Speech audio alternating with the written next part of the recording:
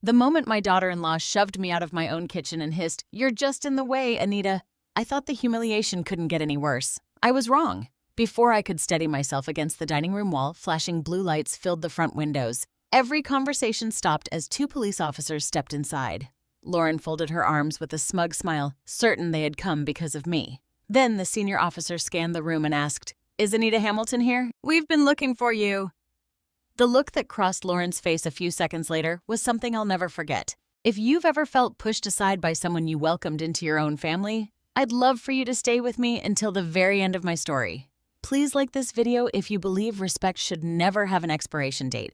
Subscribe if heartfelt family stories speak to your heart, and leave a comment telling me what you would have done in my place. Before we begin, I'd also love to know where you're watching from and what time it is there. Reading your messages reminds me that no one has to face betrayal alone. The house on Briarwood Lane had never been just a house to me. It was a white two-story home with pale blue shutters, a wide front porch, and a kitchen window that faced the maple tree my husband planted the spring our son David turned 5. In the fall, that tree burned golden red like a little miracle. In the winter, its bare branches tapped against the glass whenever the Ohio wind came down hard from the north. Michael used to say that tree grew alongside our family. I used to believe nothing could ever shake what we built there. My husband, Michael Hamilton, was not a flashy man. He was a civil engineer, the kind of man who measured twice before he cut once, who kept every receipt in labeled folders, who believed a home was only as strong as the foundation underneath it. When we first bought the house in Columbus, it needed everything. The roof leaked, the cabinets were crooked, the old stove rattled when it heated up. But Michael walked through those rooms with his hands on his hips and said, "Anita, this place has good bones." I laughed at him then because all I saw was peeling wallpaper and a kitchen floor that squeaked in 3 different places. But he was right. Over the next 30 years, we turned that tired old house into the center of our family. Michael rebuilt the back deck himself. I painted the dining room twice before I found the right shade of cream. We saved for months to buy new kitchen cabinets. Every Christmas, every birthday, every Sunday dinner seemed to pass through that kitchen. That kitchen was where I taught David how to crack eggs without dropping shells in the bowl. It was where Michael would sneak pieces of roast before dinner and pretend he had no idea why one corner was missing. It was where I stood the night David came home from college and told us he had met a girl he thought he might marry. That girl was Lauren. At first I liked her. Lauren Hamilton was polished in a way I had never been. She always looked put together even on casual days. Her hair was smooth, her nails neat, her smile bright enough to make strangers feel chosen. When David brought her home for the first time, she complimented my curtains, asked for my pot roast recipe, and told Michael he had built the warmest family home she had ever seen. Michael smiled at that. He was not easily charmed, but Lauren had a way of making people feel seen. After she and David married, I did my best to welcome her. I never wanted to be the kind of mother-in-law who made another woman feel judged in her own marriage. I remembered how hard it had been for me as a young wife trying to find my place between old family habits and new ones. So I gave Lauren space. I asked before visiting. I praised her cooking even when the chicken was dry. I included her in holidays, birthdays, and family decisions. For a while, I truly believed we were lucky. Then Michael got sick. Cancer has a way of making time feel both endless and cruelly short. 1 month, Michael was fixing a loose step on the porch. 6 months later, I was helping him walk from the bedroom to the kitchen table because he refused to eat anywhere else. "This is where life happens," he told me one morning, his voice weak but stubborn. "Don't let this room go quiet after I'm gone." I promised him I wouldn't. A week before he passed, he asked me to call our attorney, Richard Foster. I thought he wanted to update medical papers or make sure David would not have trouble with arrangements. But Michael was sharper than any of us realized. He asked Richard to review the house documents, the trust papers, and every ownership record connected to our property. When Richard left that day, Michael held my hand and said something I did not understand at the time. "Anita, don't ever sign the house over to anyone. Not David, not Lauren, not even if they say it's easier that way." I was hurt when he said it. "David would never take advantage of me," I told him. Michael squeezed my fingers. "I'm not saying he would. I'm saying grief makes people soft and soft people can be pushed." Those words stayed with me, though I didn't want them to.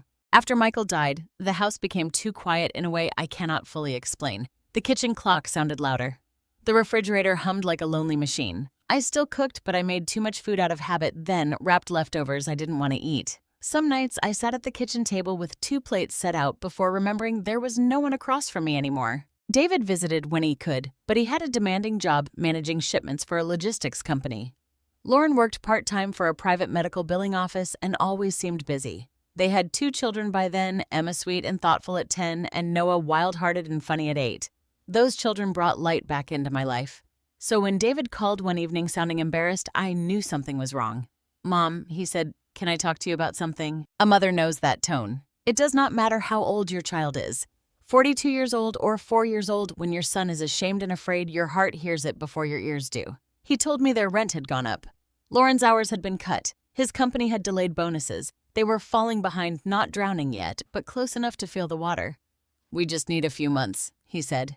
"Just until we get back on our feet." I looked across the kitchen at Michael's empty chair. Then I said, "Come home." David went quiet. "Mom, are you sure I have 3 empty bedrooms?" I said. "And this house was built for family." Lauren cried when David told her. At least that is what he said. The next day, she called me herself. "Anita, I don't know how to thank you," she said. "I promise we won't be a burden." "You're not a burden," I told her. "You're family." For the first few months, I believed that with my whole heart. The house felt alive again. Emma did homework at the kitchen table while I made soup. Noah raced toy cars down the hallway until Lauren scolded him. David fixed the porch railing Michael had never gotten around to repairing. Lauren bought fresh flowers for the dining table and told me I deserved beauty around me. She called me Mom Hamilton, at first teasingly, then just Mom when she wanted something softer. I did not mind. In fact, I liked it. She asked questions about the house too. Harmless questions, I thought. How much is the property tax around here? Did you and Michael ever refinance? Is the deed still only in your name? Wouldn't it be easier someday if David understood all your paperwork? I answered some things. Other times I waved the questions away. Michael handled most of that, I would say. Richard has everything organized. At the mention of Richard Foster, Lauren's smile would tighten for just half a second. I noticed it once, then twice, but I told myself not to be suspicious. I had spent too many lonely months hearing only my own thoughts. Maybe I was becoming sensitive. Maybe I was reading shadows where there were none. One afternoon, I found Lauren standing in front of the old recipe box Michael had made for me out of cherry wood. She had pulled out several cards and laid them across the counter. "These are beautiful," she said when I walked in. "So old-fashioned." "They're family recipes," I said. She smiled. "Of course. I just thought maybe we should digitize them before they get ruined." It was a practical suggestion. Kind, even. Still, something about seeing Michael's handwritten note on his barbecue sauce recipe under her fingers made my chest tighten. I gently gathered the cards. "I'll take care of it." Lauren's smile stayed in place, but her eyes cooled. That was the first time I felt it clearly. A shift. Not a fight, not a cruelty, just a small invisible line being drawn in my own kitchen. A few days later, I came downstairs and found Lauren rearranging the pantry. "I hope you don't mind," she said, not stopping. It was impossible to find anything in here. I did mind, but she had already done half of it, and Emma was sitting nearby eating cereal watching us both. So I swallowed my feeling and said, "That's fine." That became my mistake. I said that's fine to too many things. That's fine when Lauren moved the coffee mugs Michael and I had used for 20 years. That's fine when she replaced my kitchen curtains with plain gray ones, because mine were too country. That's fine when she suggested I let her handle grocery shopping because I bought old people food. Each little change seemed too small to object to without sounding bitter. But little by little, the house began to feel less like mine. One night after the children had gone to bed, David came into the kitchen while I was wiping the counters. "Mom," he said carefully, "Lauren thinks maybe we should talk about making things easier legally." I stopped moving. "What things?" He looked uncomfortable. "You know, the house, your accounts, emergency stuff." My heart gave one hard thump. "Did Lauren ask you to bring this up?" He sighed. "She's just trying to help." I looked toward the back window where Michael's maple tree stood black against the porch light. Then I heard my husband's voice as clearly as if he were beside me. "Don't ever sign the house over to anyone." I folded the dish towel and placed it on the counter. "David," I said quietly, "your father made sure everything is handled. If anything needs changing, I'll speak to Richard." His face tightened, not in anger exactly, but in frustration. "Mom, you don't have to run everything through a lawyer. With this house, I said, yes, I do." He didn't argue after that. But later that night, as I passed the guest room, I heard Lauren whispering, "She's making this harder than it needs to be." David murmured something I couldn't catch. Then Lauren said sharp and low, "This house is the only thing that can save us." I stood in the hallway, one hand against the wall, feeling the floor beneath me turn unsteady. For the first time since Michael died, I walked back to my bedroom and locked the door. The next morning, I told myself I had misunderstood Lauren. That is what we do when the truth is too painful to hold. We soften it.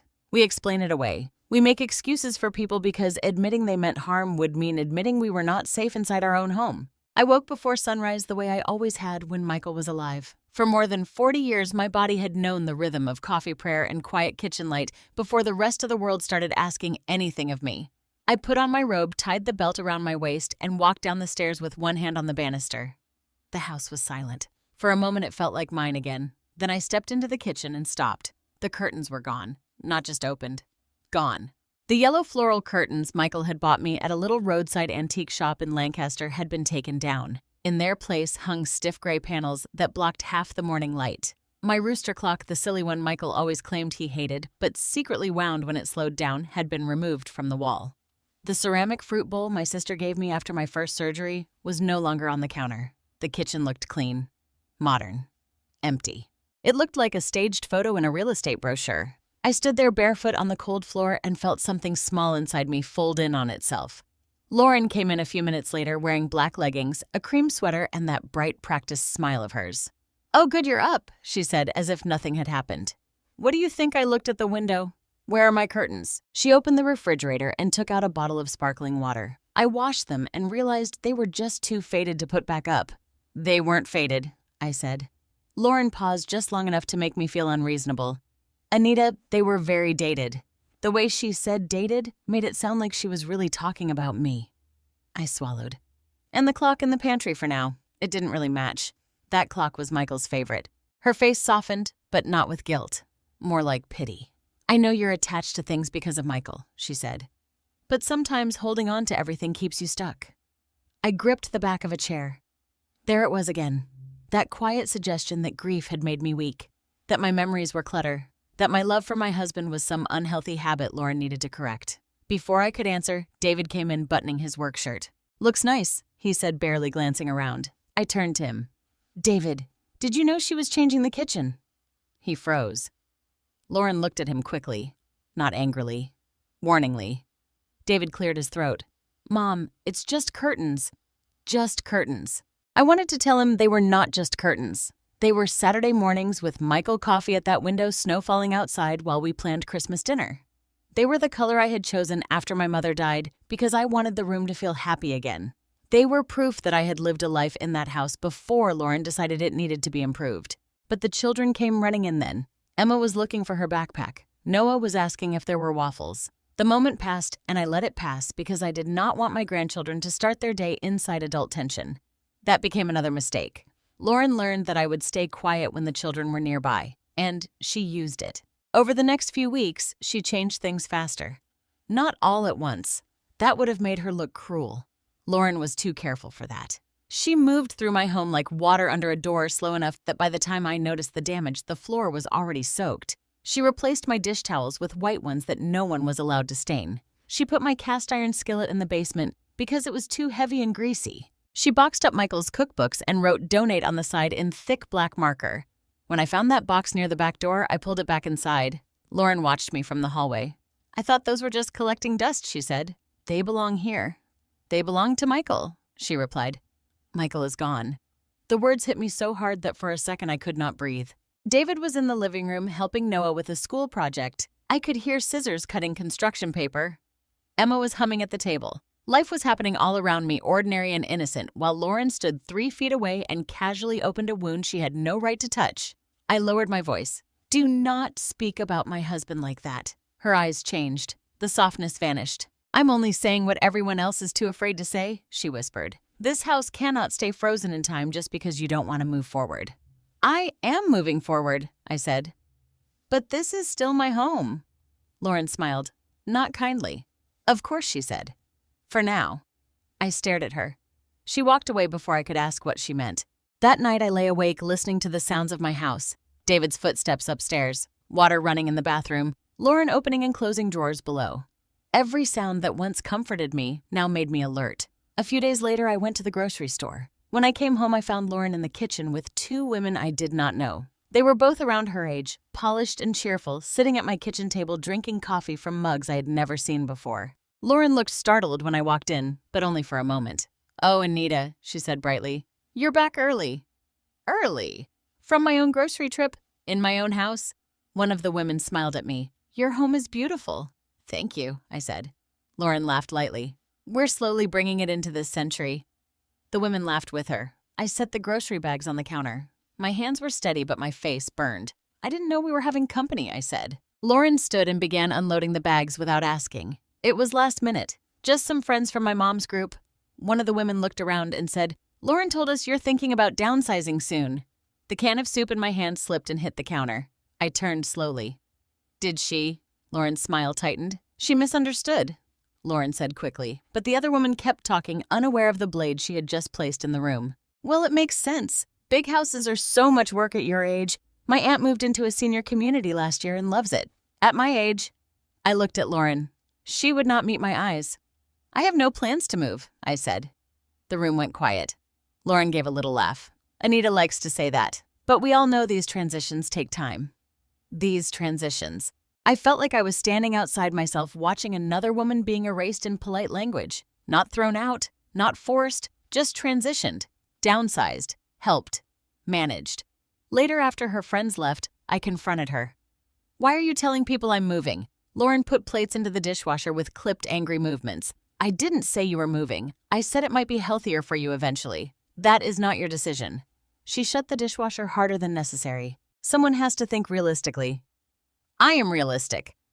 No, Anita, she said, turning around. You are sentimental. There is a difference. The word landed like a slap. Before I could respond, David came in from the garage. What's going on? I looked at him and waited. For once, I wanted him to notice. I wanted my son to see my face, hear the tremble in my breath, and understand that his wife had crossed a line. Lauren spoke first. Your mother is upset because I mentioned that this house may be too much for her someday. David sighed. Not at Lauren. At me. Mom, that's not unreasonable. Something inside me cracked. I never said I wanted to leave this house. No one is making you leave, he said. Then why is your wife telling strangers I'm downsizing? Lauren folded her arms. They were not strangers. They were my friends. In my kitchen. She stepped closer. A kitchen I cook in, clean in, and manage every day. There it was. Manage. As if I were a guest. As if she had taken a job I had failed to do. I looked at David. Do you hear how she talks to me? He rubbed his forehead. I hear two women who are tired and need to stop fighting over every little thing. Every little thing. My curtains, my recipes, my husband's cookbooks, my future, my home, every little thing. I walked out before I said something I could not take back. The worst moment came the following Sunday. Sunday dinner had always been sacred to me. Even after Michael died, I cooked something special. Roast chicken, mashed potatoes, green beans with garlic peach cobbler if the peaches were good. The children loved it. David loved it. Even Lauren in the beginning used to say, my Sunday dinners made the house feel like a movie. That Sunday, I came downstairs after church and found Lauren already cooking. Every burner was full. Music played from her phone. The counters were covered with ingredients I had not bought. Oh, I said. I was going to make Michael's pot roast. Lauren did not turn around. I'm doing dinner today. I always cook Sunday dinner. I know, she said. But we invited people. I looked toward the dining room and saw extra plates stacked at the end of the table. Who? Just a few neighbors. Ethan may stop by too. Ethan. A friend? She said too quickly. I stepped closer to the stove. Lauren, you should have asked me. She turned then, holding a wooden spoon like a weapon. Anita, I cannot ask permission for every meal in a house where my family lives. My voice dropped. This is not about permission. It is about respect. Her eyes flicked toward the hallway, making sure David was not there. Then she leaned in. You want respect, she whispered. Then stop acting like this house is a museum and everyone else is just visiting. My hands went cold. It is my house. She smiled again, that same thin smile. For now, she repeated. This time I did not pretend I had not heard. That evening, while the house filled with voices, I walked into the hallway near the laundry room and heard Lauren speaking on the phone. No, she said quietly. She hasn't signed anything yet. I stopped breathing. A pause. Then Lauren said David is working on her, but Anita keeps hiding behind that lawyer. Another pause. No, don't worry. Soon this whole house will finally be ours. I stepped back before she could see me. For a moment I could not move. Then I went upstairs, opened the top drawer of my nightstand, and took out Richard Foster's business card. My fingers trembled as I held it. Michael had warned me. And for the first time I understood that his warning had not been about paperwork. It had been about power. The next morning, I did not call Richard Foster. I wish I could tell you I was brave enough to pick up the phone immediately, but fear has a way of disguising itself as patience. I told myself I needed more proof. I told myself maybe Lauren had been exaggerating. I told myself David would never let anything truly terrible happen to me.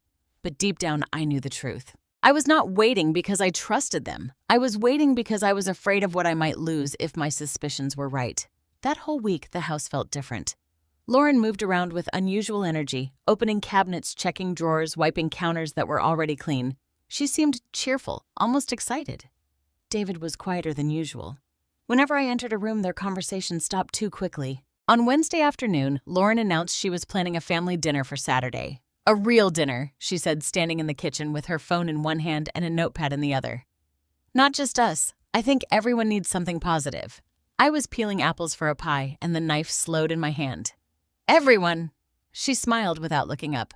Just some family, a few neighbors, maybe a couple of people from David's work. That sounds like a lot for a simple dinner. It's not a simple dinner, she said. It's a fresh start. Fresh start. Those words had started to frighten me. David came in behind her, carrying a laundry basket. Lauren thought it would be good to bring people together. I looked at him carefully. He was avoiding my eyes. Is there a reason people need to be brought together? Lauren answered before he could. Anita. Not everything has to be suspicious. Sometimes family can just celebrate being family. She said it sweetly, but there was a warning underneath. I set the knife down. Who exactly is coming? Lauren began reading names from her phone. David's cousin Mark and his wife, my neighbor Linda Brooks, 2 couples from Lauren's mom's group, a man named Ethan Carter, and Officer Daniel Brooks if he could stop by after his shift. My head lifted. Daniel, Lauren smiled. Linda said he might come by. You know, small-town connections. Daniel Brooks was Linda's nephew, and though Columbus was not exactly a small town, our neighborhood still had that old feeling where people knew who had lived where and for how long. Daniel had grown up mowing lawns on our street. Michael once helped him build a model bridge for a school project. Now, he was a police officer, tall, steady, and respectful in that old-fashioned way that always made me think well of his mother. Why invite Daniel? I asked. Lauren shrugged. Why not? He's practically family to Linda.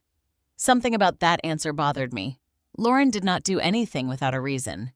That evening, I found her in the dining room, measuring the table. She had already taken out my good plates, the white ones with the blue rim that Michael bought for our 25th anniversary. They were stacked beside new gold napkin rings I had never seen before. You're using those, I asked. They're the nicest ones, she said. They're for family holidays. This is important, too. I stepped into the room.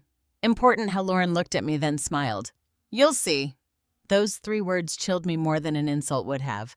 For the next 2 days, she prepared as if the dinner were a campaign event. She ordered flowers. She had David power wash the porch. She moved Michael's old recliner from the living room into the study because, as she put it, it makes the room look heavy. She replaced family photos on the mantel with a large glass vase full of white branches. When I saw Michael's framed picture missing from the living room, I lost my patience.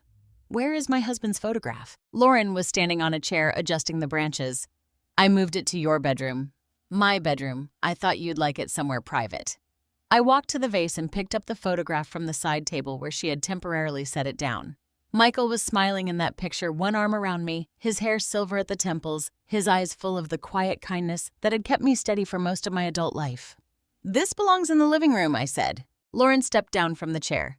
Anita guests do not need to feel like they're walking into a shrine. It is one photograph.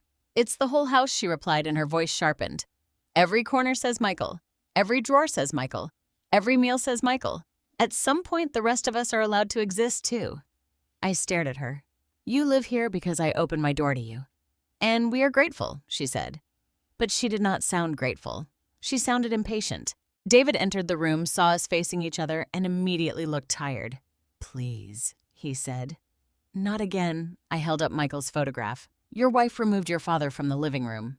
He glanced at Lauren, then at me. Mom, it's just for the dinner. I could not believe how easily he said it. Just for the dinner. Just curtains. Just cookbooks. Just the pantry. Just my life being rearranged one piece at a time. Your father built half this room with his own hands, I said. David's expression softened for a second. I know. But Lauren stepped closer to him and touched his arm. Honey, we talked about this, she said quietly. Something passed between them. A secret. My stomach tightened. What did you talk about? I asked. David pulled away from Lauren's touch, but not quickly enough. Nothing, he said. Lauren gave a little sigh. Anita, Saturday is going to be a good night. Please don't make it difficult. Make it difficult. That was what she called my grief, my boundaries, my memory, my ownership of the home I had lived in for over 30 years. I carried Michael's photograph back to my bedroom myself, and for the first time, I locked more than my door. I locked my filing cabinet too. On Saturday morning, Lauren was up before me. By 9 o'clock, the house smelled like lemon polish and roasted garlic. She had music playing softly through a speaker on the counter. White flowers sat in the center of the dining table. The good plates were laid out with folded napkins tucked beneath each fork. It looked elegant, almost beautiful, but it did not feel like home. It felt like a stage. I walked into the kitchen wearing my blue cardigan, the one Michael always said matched my eyes, and found Lauren standing beside a folder on the counter. It was a thick, cream-colored folder with a silver clip. The moment she saw me looking at it, she placed her hand on top. "What's that?" I asked. "Just some household papers." "What kind of household papers?" Her smile appeared. "Nothing for you to worry about right now?" "Right now." I looked at the folder, then at her hand covering it. "Lauren," I said slowly, "are you planning to ask me to sign something tonight?" Her eyes flashed just once, then she laughed. "Why would you say that?" "Because I heard you on the phone." The kitchen went still. Even the music seemed suddenly too loud. Lauren walked over and turned it down. When she faced me again, the smile was gone. "You shouldn't listen to private conversations. You were standing in my hallway, and you were spying." I felt my pulse in my throat, but I did not back away. "What have you been telling people about this house?" She folded her arms. "I've been telling people the truth, that this family needs a plan. I already have a plan. Your father-in-law made sure of that." Her mouth tightened at the mention of Michael. "That lawyer has filled your head with fear," she said. "No, Michael filled my life with protection." Before she could answer, David entered through the back door carrying 2 grocery bags. He looked from her face to mine and immediately knew something had happened. "Mom," he said, "can we please get through tonight peacefully?" I turned to him. "What is in that folder?" David set the bags down too carefully. Lauren answered. "Some options." "For what?" "For the future," she said. "For all of us." I looked at my son. "David," he rubbed both hands over his face. "Mom, it's just information. We thought if everyone was here, if people who care about you were present, maybe you'd feel supported. Supported while signing legal papers?" Neither of them answered. That silence told me everything. A strange calm came over me then. Not peace. Something colder, something stronger. "I am not signing anything tonight." Lauren's face hardened. "No one said you had to decide tonight." But her eyes said otherwise. By 5 o'clock, guests began arriving. Linda Brooks came first carrying a pan of cornbread and wearing the concerned expression of someone who already sensed trouble. She hugged me longer than usual. "You all right, Anita?" she whispered. I almost told her everything. But Lauren appeared behind us.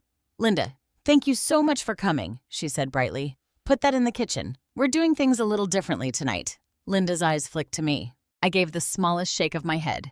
Then, David's cousin Mark arrived with his wife. Lauren's friends came next, praising the flowers on the table. Ethan Carter arrived at 5:30 wearing a navy blazer and carrying a leather folder. I knew immediately he was not just a friend. His eyes moved through the house the way a buyer's eyes do, noticing trim, windows, flooring, space, value. Lauren greeted him too warmly. "Ethan." "I'm so glad you made it. Wouldn't miss it," he said. He shook David's hand, then mine. "Mrs. Hamilton," he said, "you have a beautiful property." Property, not home.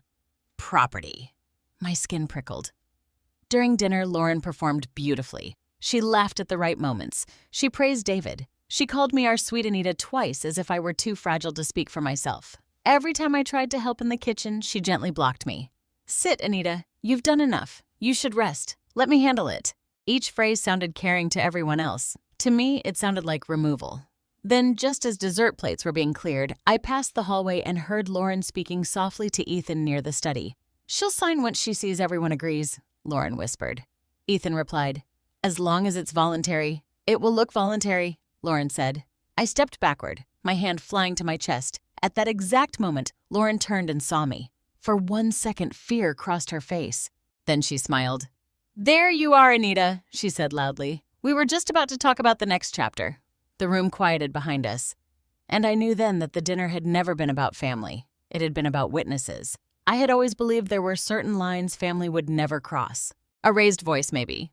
A cruel word in the heat of stress. A slammed cabinet. Those things could happen when people were tired, afraid, or ashamed. I had seen enough of life to know love did not make people perfect. But I never imagined my own daughter-in-law would put her hands on me in my own kitchen. Not in the home my husband built. Not in front of my son. Not with my grandchildren watching. After Lauren announced that we were about to discuss the next chapter, every head in the dining room turned toward me. Mark and his wife looked uncomfortable. Lauren's friends smiled politely, sensing drama, but not yet understanding it. Ethan Carter stood near the study with his leather folder tucked under one arm, suddenly very interested in the floor. Linda Brooks watched me closely. She knew me too well. She saw my hand tremble before anyone else did. Lauren walked past me toward the dining room, her voice smooth as honey. "Everyone, why don't we move into the living room for coffee?" David and I wanted to share something with the family. David stood up slowly from the table. "Lauren," he said under his breath, "maybe now isn't the right time." She turned her head just enough to look at him. "It's exactly the right time." There was something hard in her tone, something that made David's shoulders sink. My son was a grown man, 42 years old, but in that moment, he looked like a boy who'd been called to the principal's office. I stepped forward. "There will be no announcement tonight." Lauren smiled for the guests, but her eyes stayed on me. "Anita, please don't embarrass yourself." A hush fell over the room. Those words landed differently when spoken in front of others. Alone, they would have been cruel. In front of witnesses, they were a warning: behave, or I will make you look unstable. I looked at my son. "David, tell your wife to put those papers away." He opened his mouth, then closed it. Lauren gave a soft laugh. "See, this is exactly why we need to have this conversation. You get upset before anyone has even explained anything." "I heard enough," I said. "No, you heard pieces," she replied. "And then you filled in the rest with fear." Linda stood then. "Maybe this should be private." Lauren's smile tightened. "With respect, Linda, this family has been private for too long. That's why nothing ever changes." I noticed then that the cream-colored folder had been moved from the kitchen counter to the small side table near the living room doorway. On top of it sat a pen. Not one of mine. A sleek black pen with silver trim placed there like a tiny weapon. My chest tightened. I turned away from the living room and headed toward the kitchen. "Where are you going?" Lauren asked. "To finish the dish I made." Before dinner, I had placed Michael's old roasting pan in the warming drawer. Inside was the pot roast I had prepared quietly that afternoon while Lauren was busy arranging flowers. I knew she did not want it served. She had made salmon with lemon butter, wild rice, roasted asparagus, the kind of dinner meant to impress. But Michael's pot roast was not about impressing anyone. It was family. It was Sundays after church. It was David coming home from college. It was Emma dipping bread into gravy and saying it tasted like hugs. It was Noah asking if Grandpa Michael had invented potatoes. It was the one thing in that room that still belonged to the life Lauren was trying to erase. I reached for the warming drawer. Lauren followed me. "Do not put that on the table," she said quietly. I kept my hand on the drawer handle. "It is already cooked." I said no. I turned. She stood only a few feet away, blocking the doorway between the kitchen and dining room. Behind her, several guests had begun to drift closer, pretending not to watch while watching every second. "This is my kitchen," I said, my voice low but steady. "And I will serve my husband's recipe in my own home." Lauren's face changed. It happened so quickly that maybe others missed it. The polite mask cracked, and underneath it was not stress or worry or concern. It was rage. "Your husband is gone," she snapped. The room went silent. David whispered Lauren, but she did not stop. "He is gone, Anita, and the rest of us are still here trying to live in a house you refuse to let anyone else breathe in." I felt the words in my bones. For a second, I saw Michael at that counterflower on his sleeve laughing because he had dropped a spoon into the gravy. I saw him weak and pale at the kitchen table telling me not to let the room go quiet. I saw his hand over mine the day he warned me not to sign anything away. I opened the warming drawer. Lauren stepped forward and shoved it closed with her hip. The sound cracked through the kitchen. "No," she said. I stared at her. "Move." She laughed once, sharp and ugly. "You don't get to order me around like I'm some guest. You're living here because I allowed it." Her eyes flashed. "And we have been carrying this place because you can't handle it anymore." A murmur rose behind her. I could see Emma in the hallway now, her face pale. Noah stood half behind David, his eyes wide. That should have stopped Lauren. It did not. I reached again for the drawer, and this time Lauren grabbed my wrist. Not hard enough to bruise, but hard enough to shock me. I looked down at her hand, then back at her face. "Let go of me." For the first time all evening, her confidence flickered. She released my wrist, but she did not move aside. I stepped around her. She blocked me. Lauren, David said louder now. "Stop!" But his voice had no command in it. It had pleading, and pleading had never moved Lauren. I turned to the dining room. "Everyone, I'm sorry. This dinner is over." That was when she pushed me. Both hands, flat against my shoulders. Not a stumble, not an accident, not a brush in a crowded doorway.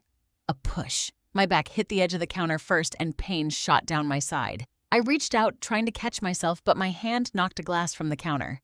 It shattered against the floor. My foot slipped slightly, and for one terrifying second, I thought I was going down. Noah screamed. Grandma Linda gasped. David lunged forward too late. I caught the dining chair beside me and stayed upright, but barely. My heart was pounding so hard I could hear it in my ears. Lauren stood frozen, breathing fast. Then, as if realizing everyone had seen too much, she lifted her chin and said the words I will never forget. "This is my kitchen now." The silence afterward was unlike any silence I had ever heard. It was not empty. It was full of judgment, shock, fear, and something else truth. The kind of truth that once seen cannot be packed neatly back inside a lie. Emma began crying. Noah ran to me and wrapped both arms around my waist. "Grandma, are you okay?" I touched his hair, though my hand was shaking. "I'm all right, sweetheart." I was not all right. My shoulder throbbed. My side burned where I had hit the counter. But the pain in my body was nothing compared to the sight of David standing between us, looking horrified and useless. My son had seen his wife shove his mother, and still he said nothing. Linda moved first. She came to my side, her face pale with anger. "Anita, sit down." "I'm fine," I whispered. "No," she said firmly. "You are not." Lauren suddenly began speaking too quickly. She lost her balance. Everyone saw it. She was upset and she lost her balance. Linda turned to her. "That is not what happened."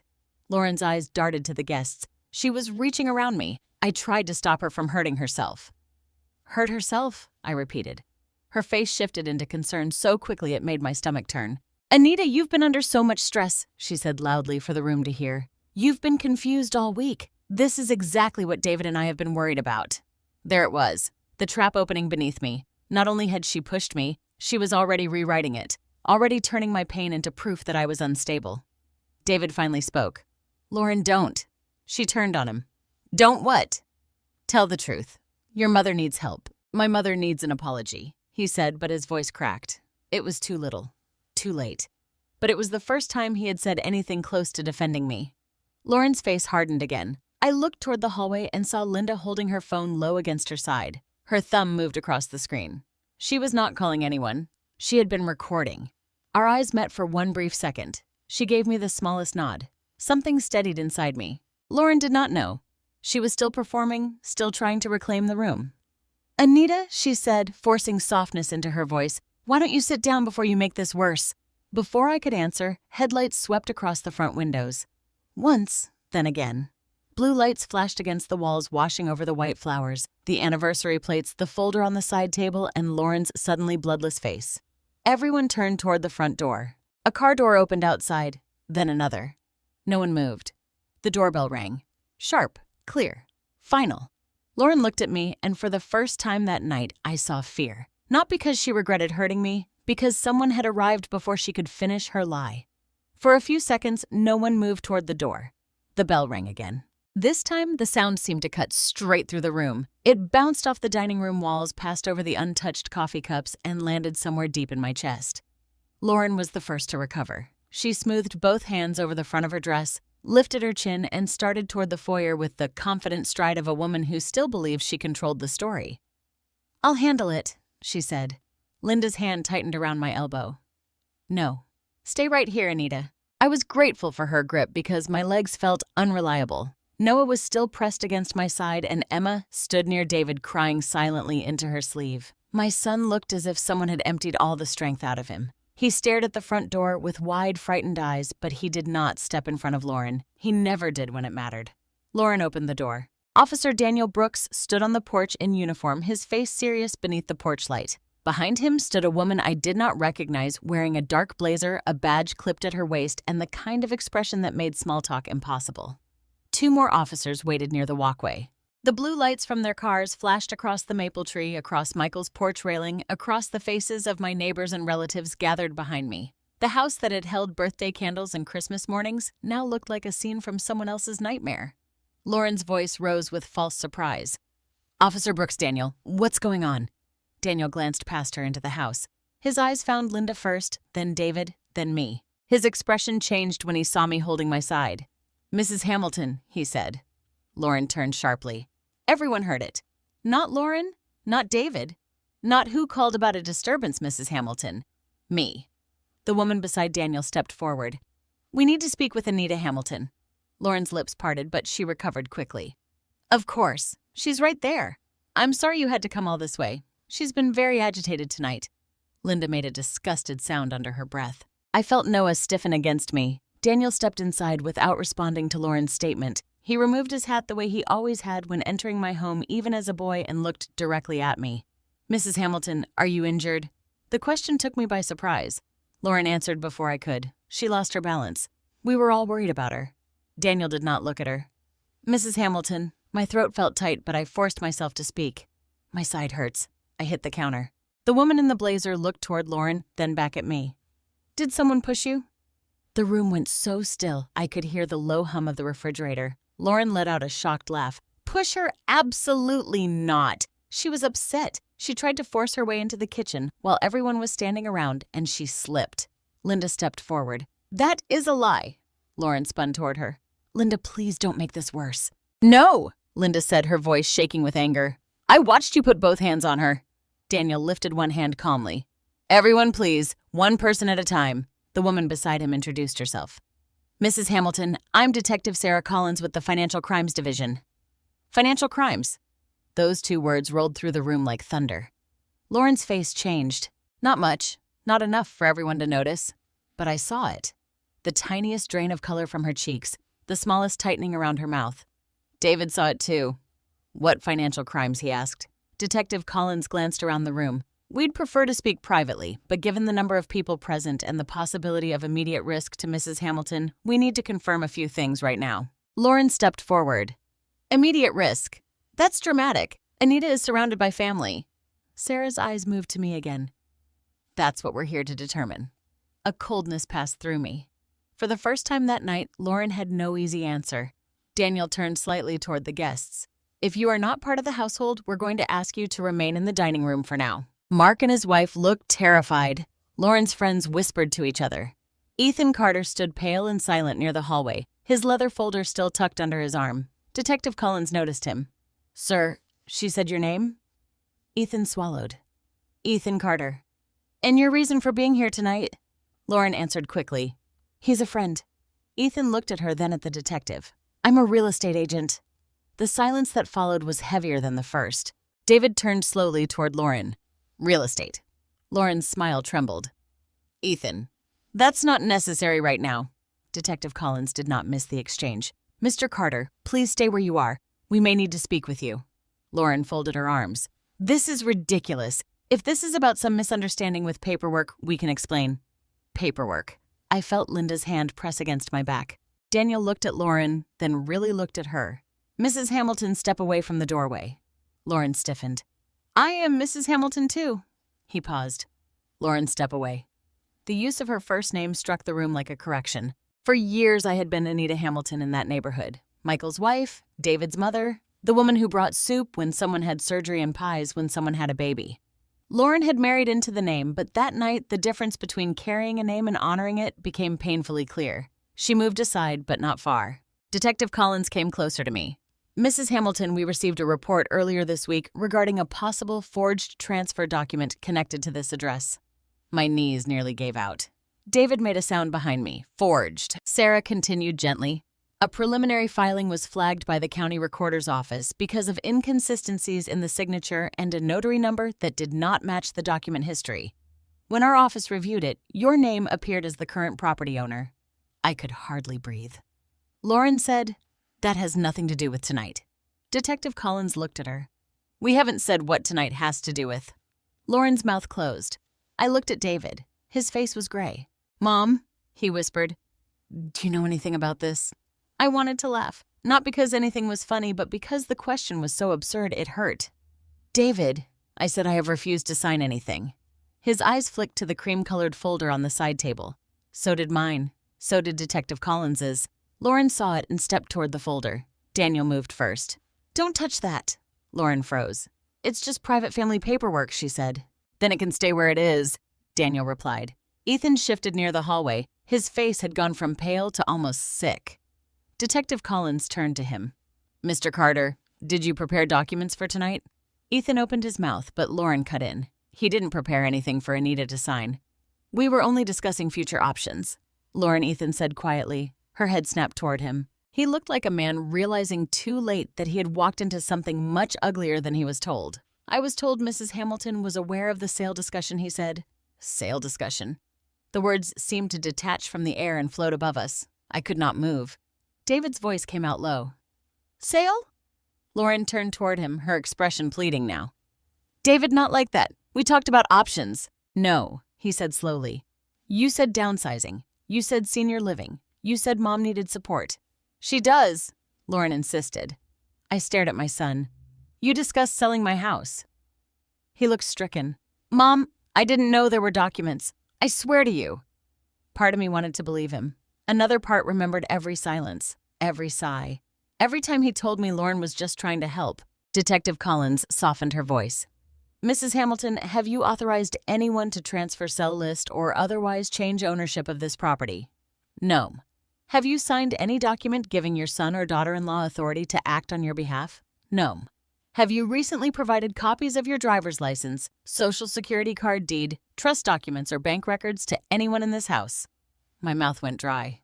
I looked at Lauren. Months earlier, she had asked to help organize my files. She said it would make things easier in case I ever had a medical emergency. She had even brought pretty labeled folders from an office supply store. I had let her sit with me at the kitchen table. I had let her touch my papers. I gave Lauren access to some files, I said slowly, only to organize them. Lauren's voice rose. Because you asked me to help. I asked you to sort folders, I said, not take anything. Daniel's jaw tightened. Detective Collins made a note. Lauren suddenly turned tearful. This is what I mean. She forgets things. She twists things. We have been trying so hard to protect her, and now everyone is treating me like a criminal. Emma cried harder. Noah pulled away from me and shouted, You pushed, Grandma. The room broke open. Lauren stared at him as if he had betrayed her. David stepped between them. Don't look at him like that. For the first time all night, there was steel in my son's voice. Lauren noticed it too, and panic flickered in her eyes. Detective Collins looked at Linda. Ma'am, you said you witnessed the push. Linda lifted her phone. I recorded it. Lauren's face went white. The detective held out her hand. May I see it? Linda glanced at me first. I nodded. As the detective took the phone, the blue lights kept flashing through the windows, painting the kitchen in cold waves of color. My kitchen. Michael's kitchen. The place Lauren had claimed as hers only minutes before. Detective Collins watched the video without expression. Daniel stood beside her, his mouth pressed into a hard line. When it ended, Sarah looked up at Lauren. Mrs. Hamilton, she said, and this time she meant Lauren, you need to stop talking. Lauren opened her mouth anyway. Daniel's voice cut through the room. Lauren, stop. The authority in his tone silenced even the guests. Then Detective Collins turned back to me. Mrs. Hamilton, based on what we know, you are not in trouble. You are the protected party in a suspected fraud investigation. Protected party. Not confused, not unstable, not in the way. Protected. The words made something inside me tremble. I wanted to stand taller, but my body was exhausted from shock. David took one step toward me. Mom? I held up my hand. Not because I hated him, because I could not carry his guilt and my pain at the same time. Detective Collins looked toward the hallway. We'll need to secure any documents related to this property, including that folder. Lauren whispered, You can't do this. Sarah's answer was calm. We already are. And in that moment, with police lights flashing across the walls and my daughter-in-law standing speechless in the kitchen she had tried to steal from me, I realized the night was not ending. It was just beginning. Detective Sarah Collins asked me to sit at the kitchen table. For a moment, I almost refused. Not because I wanted to be difficult, but because sitting down felt like surrender. That table had held birthday cakes spelling homework Thanksgiving pies, sympathy casseroles after Michael passed, and now it held police folders, a stranger's badge, and the truth of what my family had become. But my side was aching badly, and Linda gave me a look that said, Don't be stubborn now. So I sat. Noah climbed into the chair beside me and kept one hand on my sleeve. Emma stood close to David, but her eyes never left Lauren. Children notice more than adults want to believe. They may not understand legal words or financial schemes, but they understand fear. They understand when one grown-up is lying and another is trying not to cry. Detective Collins placed the cream-colored folder on the table but did not open it yet. Mrs. Hamilton, she said to me before we go any further, I want to be clear. You are not being accused of anything. We are here because your name and property were used in a document that raised serious red flags. Lauren made a sound of disbelief. Red flags. From one document, Sarah looked at her calmly. You were advised to stop talking. Lauren's lips pressed together. David stood behind one of the chairs, both hands gripping the back of it. He looked at the folder as if it might explode. What document, he asked. I need someone to tell me exactly what's going on. Detective Collins reached into her own case and removed several printed pages sealed in a clear evidence sleeve. She placed them on the table facing me. The first thing I saw was my name, Anita Hamilton, typed neatly at the top of a property transfer authorization. My stomach turned. There is something deeply disturbing about seeing your own name on a paper you have never touched. It feels like looking at a stranger wearing your face. For 1 second, I could not read anything else. My eyes stayed fixed on those 2 words, my name sitting there as if it had agreed to something my heart had never allowed. Sarah pointed to the lower half of the page. Is this your signature? I leaned forward. My mouth went dry. It looked like my signature at first glance. The long A in Anita, the loop in Hamilton, the little upward stroke at the end that Michael used to tease me about because he said it looked too proud. But it was wrong. The pressure was uneven, the letters were too careful. Whoever had written it had studied the shape but not the rhythm. They had copied the body but missed the breath. No, I whispered. David closed his eyes. Lauren said quickly. Anita looked carefully. You sign a lot of things. Maybe you forgot. I looked up at her. I did not sign this. You have been overwhelmed, she insisted. You've mixed things up before. When I asked. The question hung there. Lauren blinked. What? When have I mixed up signing away my home? Linda gave a sharp nod, but she stayed quiet. Detective Collins slid another page forward. This document was submitted with a copy of your driver's license, a copy of the original deed, and a notarized statement claiming you intended to transfer partial control of the property to David and Lauren Hamilton for management purposes. David's head snapped up. Partial control? Lauren turned to him. It was only supposed to make things easier. The words came out before she could stop them. Everyone heard. Sarah's eyes narrowed slightly. David stared at his wife. You knew about this? Lauren's face flushed. I knew there were conversations. I didn't know anything was actually filed. Detective Collins opened the cream-colored folder then. Inside were more papers. Too many papers. There were printed forms, sticky notes, a copy of an email thread, and what looked like a checklist. At the top of one page, I saw the words, Senior Transition Plan. My hands curled in my lap. Sarah lifted one sheet with gloved fingers. This folder appears to contain unsigned documents related to power of attorney property management and possible listing preparation. Ethan Carter swallowed from the hallway. I didn't prepare power of attorney papers. Sarah turned to him. What did you prepare? A comparative market analysis, he said. A possible listing estimate. That's all. Lauren told me Mrs. Hamilton was considering moving into assisted living and wanted the family to understand the home's value. I never said that, I said. Ethan looked at me ashamed. I believe you. Lauren laughed bitterly. Oh, now you believe her. You were happy to discuss numbers when you thought there was a commission. Ethan's face tightened.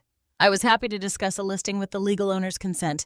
That is not what this is. David slowly sat down. He looked smaller than I had ever seen him. Lauren, he said, tell me you didn't forge my mother's signature. She spun toward him. How dare you ask me that in front of everyone? How dare I? His voice cracked. My mother's name is on a document she says she never signed. She forgets things. No, Emma said suddenly. Everyone turned. My granddaughter's voice was small, but it cut through the room with painful honesty. Grandma doesn't forget important things. Lauren's face changed again, this time with embarrassment and anger. Emma, this is adult business. Emma stepped closer to David. I saw you with Grandma's license. The room froze. Lauren went absolutely still. I felt Noah's hand tighten around my sleeve. Detective Collins turned gently toward Emma. Sweetheart, can you tell me what you saw? Lauren snapped. Do not question my child without my permission. Daniel stepped forward. Lauren, lower your voice. David looked at Emma, his expression full of dread. Honey, what do you mean? Emma's eyes filled with tears. Mom had Grandma's wallet on the kitchen table. It was when Grandma was at church with Miss Linda. Mom said she was making copies in case Grandma had an emergency. My chest tightened. I remembered that Sunday. Linda and I had gone to church, then stopped for coffee. When I came home, Lauren had been in the kitchen with her laptop open. She told me she was helping Noah with a school form. My wallet had been in my purse in the hall closet. Or, at least, I had thought it was. Lauren's voice rose. That is not what happened. Emma misunderstood. Emma shook her head. You told me not to tell Grandma because she would get upset.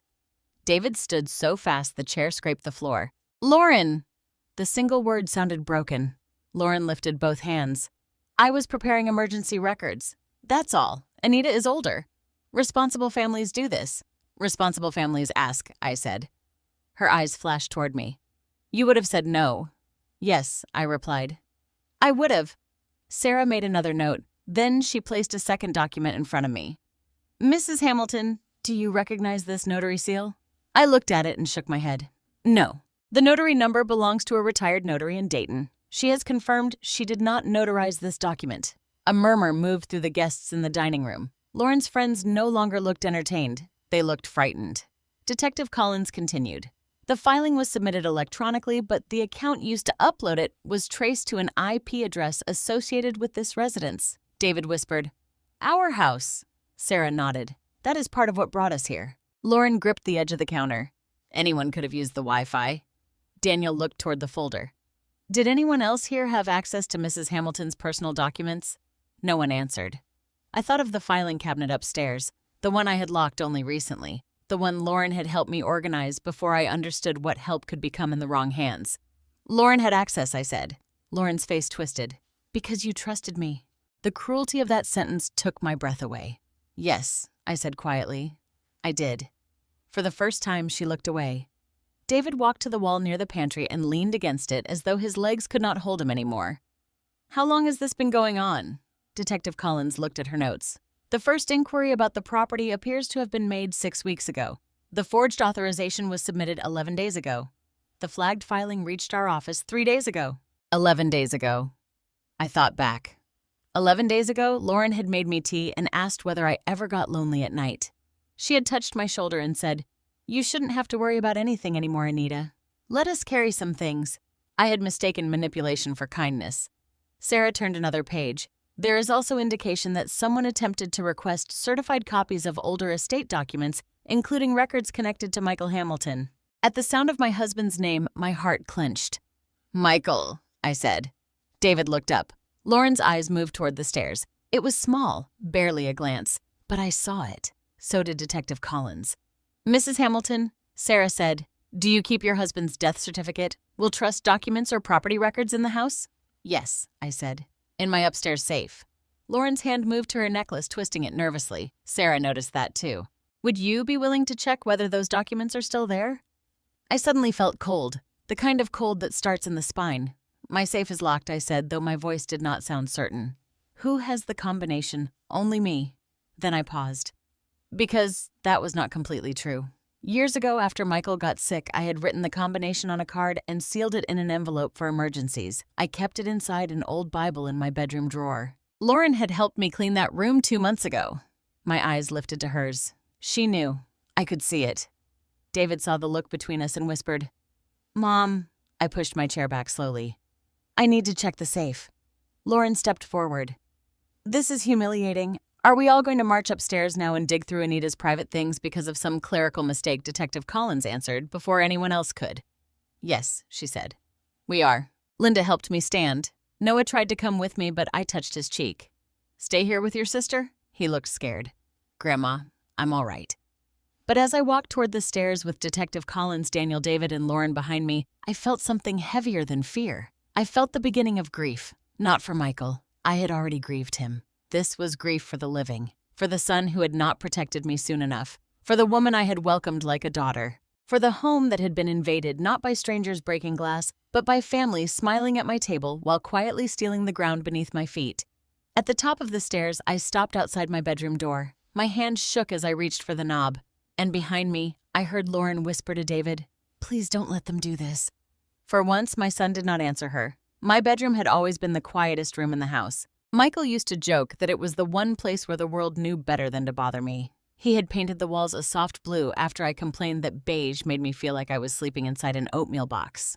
The quilt on the bed was the one my mother stitched for our 30th anniversary. On the dresser sat a small silver frame with a picture of Michael holding newborn Emma in his arms, his face lit with the kind of joy only grandchildren can bring. But that night, with Detective Collins standing beside me, Daniel Brooks near the door, David behind me, and Lauren hovering in the hallway like a storm cloud, even my bedroom felt invaded. I walked to the closet slowly. Every step made my side ache. Mrs. Hamilton, Detective Collins said gently, "Take your time." Lauren let out a sharp breath behind us. "This is unnecessary." No one answered her. Inside my closet, behind a row of winter coats, was the small fireproof safe Michael had bought after his first hospital stay. He had bolted it to the floor himself, even though his hands were already weaker by then. I remembered fussing at him for doing too much. He had only smiled and said, "Peace of mind is worth a sore back." I knelt carefully and David stepped forward. "Mom, let me help." I looked at him. For a second, I saw the little boy who used to run into my room after nightmares. Then, I saw the grown man who had stood silent while his wife erased me one room at a time. "No," I said softly. "I'll do it." The word hurt him. I saw that. But it was the truth. I entered the combination with trembling fingers. The safe clicked open. At first glance, everything looked normal. Folders stacked neatly, labels in Michael's handwriting, birth certificates, insurance records, old tax documents, a small envelope of savings bonds Michael had kept for the grandchildren. I let out a breath I did not realize I was holding. Then I reached for the folder labeled House Trust and Deed. It was lighter than it should have been. My heart stopped. I opened it. Inside were only 2 old utility bills and a photocopy of a property tax statement. The original deed was gone. The trust summary was gone. The updated estate letter Richard Foster had prepared after Michael's passing was gone. I sat back on my heels, unable to speak. Detective Collins crouched beside me. "What's missing?" I tried to answer, but my throat closed. David stepped closer. "Mom." I lifted the empty folder toward him. His face changed before I said a word. "The deed," I whispered. "The trust papers. They're gone." Lauren spoke too quickly. "Maybe Richard has them." "He does," I said. "Copies. But these were mine." Detective Collins looked toward Lauren. "Did you remove documents from this safe?" Lauren's eyes widened with offended innocence. "Of course not. I didn't even know the combination." That was when I remembered the Bible. I turned toward my nightstand. The room seemed to tilt. I stood too quickly and pain flared along my side. Linda had not come upstairs, but I wished she had. I needed someone near me who had not made me question my own reality. I opened the top drawer. The old Bible was still there. For one impossible second, I felt relief. Then I opened it to the back cover where I had tucked the sealed envelope with the safe combination years before. The envelope was there, but the seal had been broken.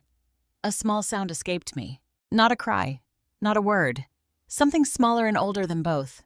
David saw the envelope in my hand. "No." Detective Collins held out her hand. "May I?" I gave it to her. She examined the torn flap, then placed it carefully inside a plastic evidence bag. Lauren's voice rose. "This is absurd. Anyone could have opened that." I turned to her slowly. "Who knew it was there?" She said nothing. David looked at her. "Lauren." "I didn't," she snapped, but her eyes flicked away. Detective Collins returned to the safe. "Mrs. Hamilton, you mentioned your husband's death certificate and will I nodded and reached for another folder. That one was missing too. Not empty. Missing. The space where it had always been was bare. I stared at the gap. My hand moved over the other folders, searching as if the missing one might magically appear under insurance papers or old medical bills. It did not. "Michael's file is gone," I said. David leaned against the closet door frame as if the words had struck him in the chest. Lauren's voice changed, turning soft and wounded. "David, don't look at me like that." He did not answer. Detective Collins stood.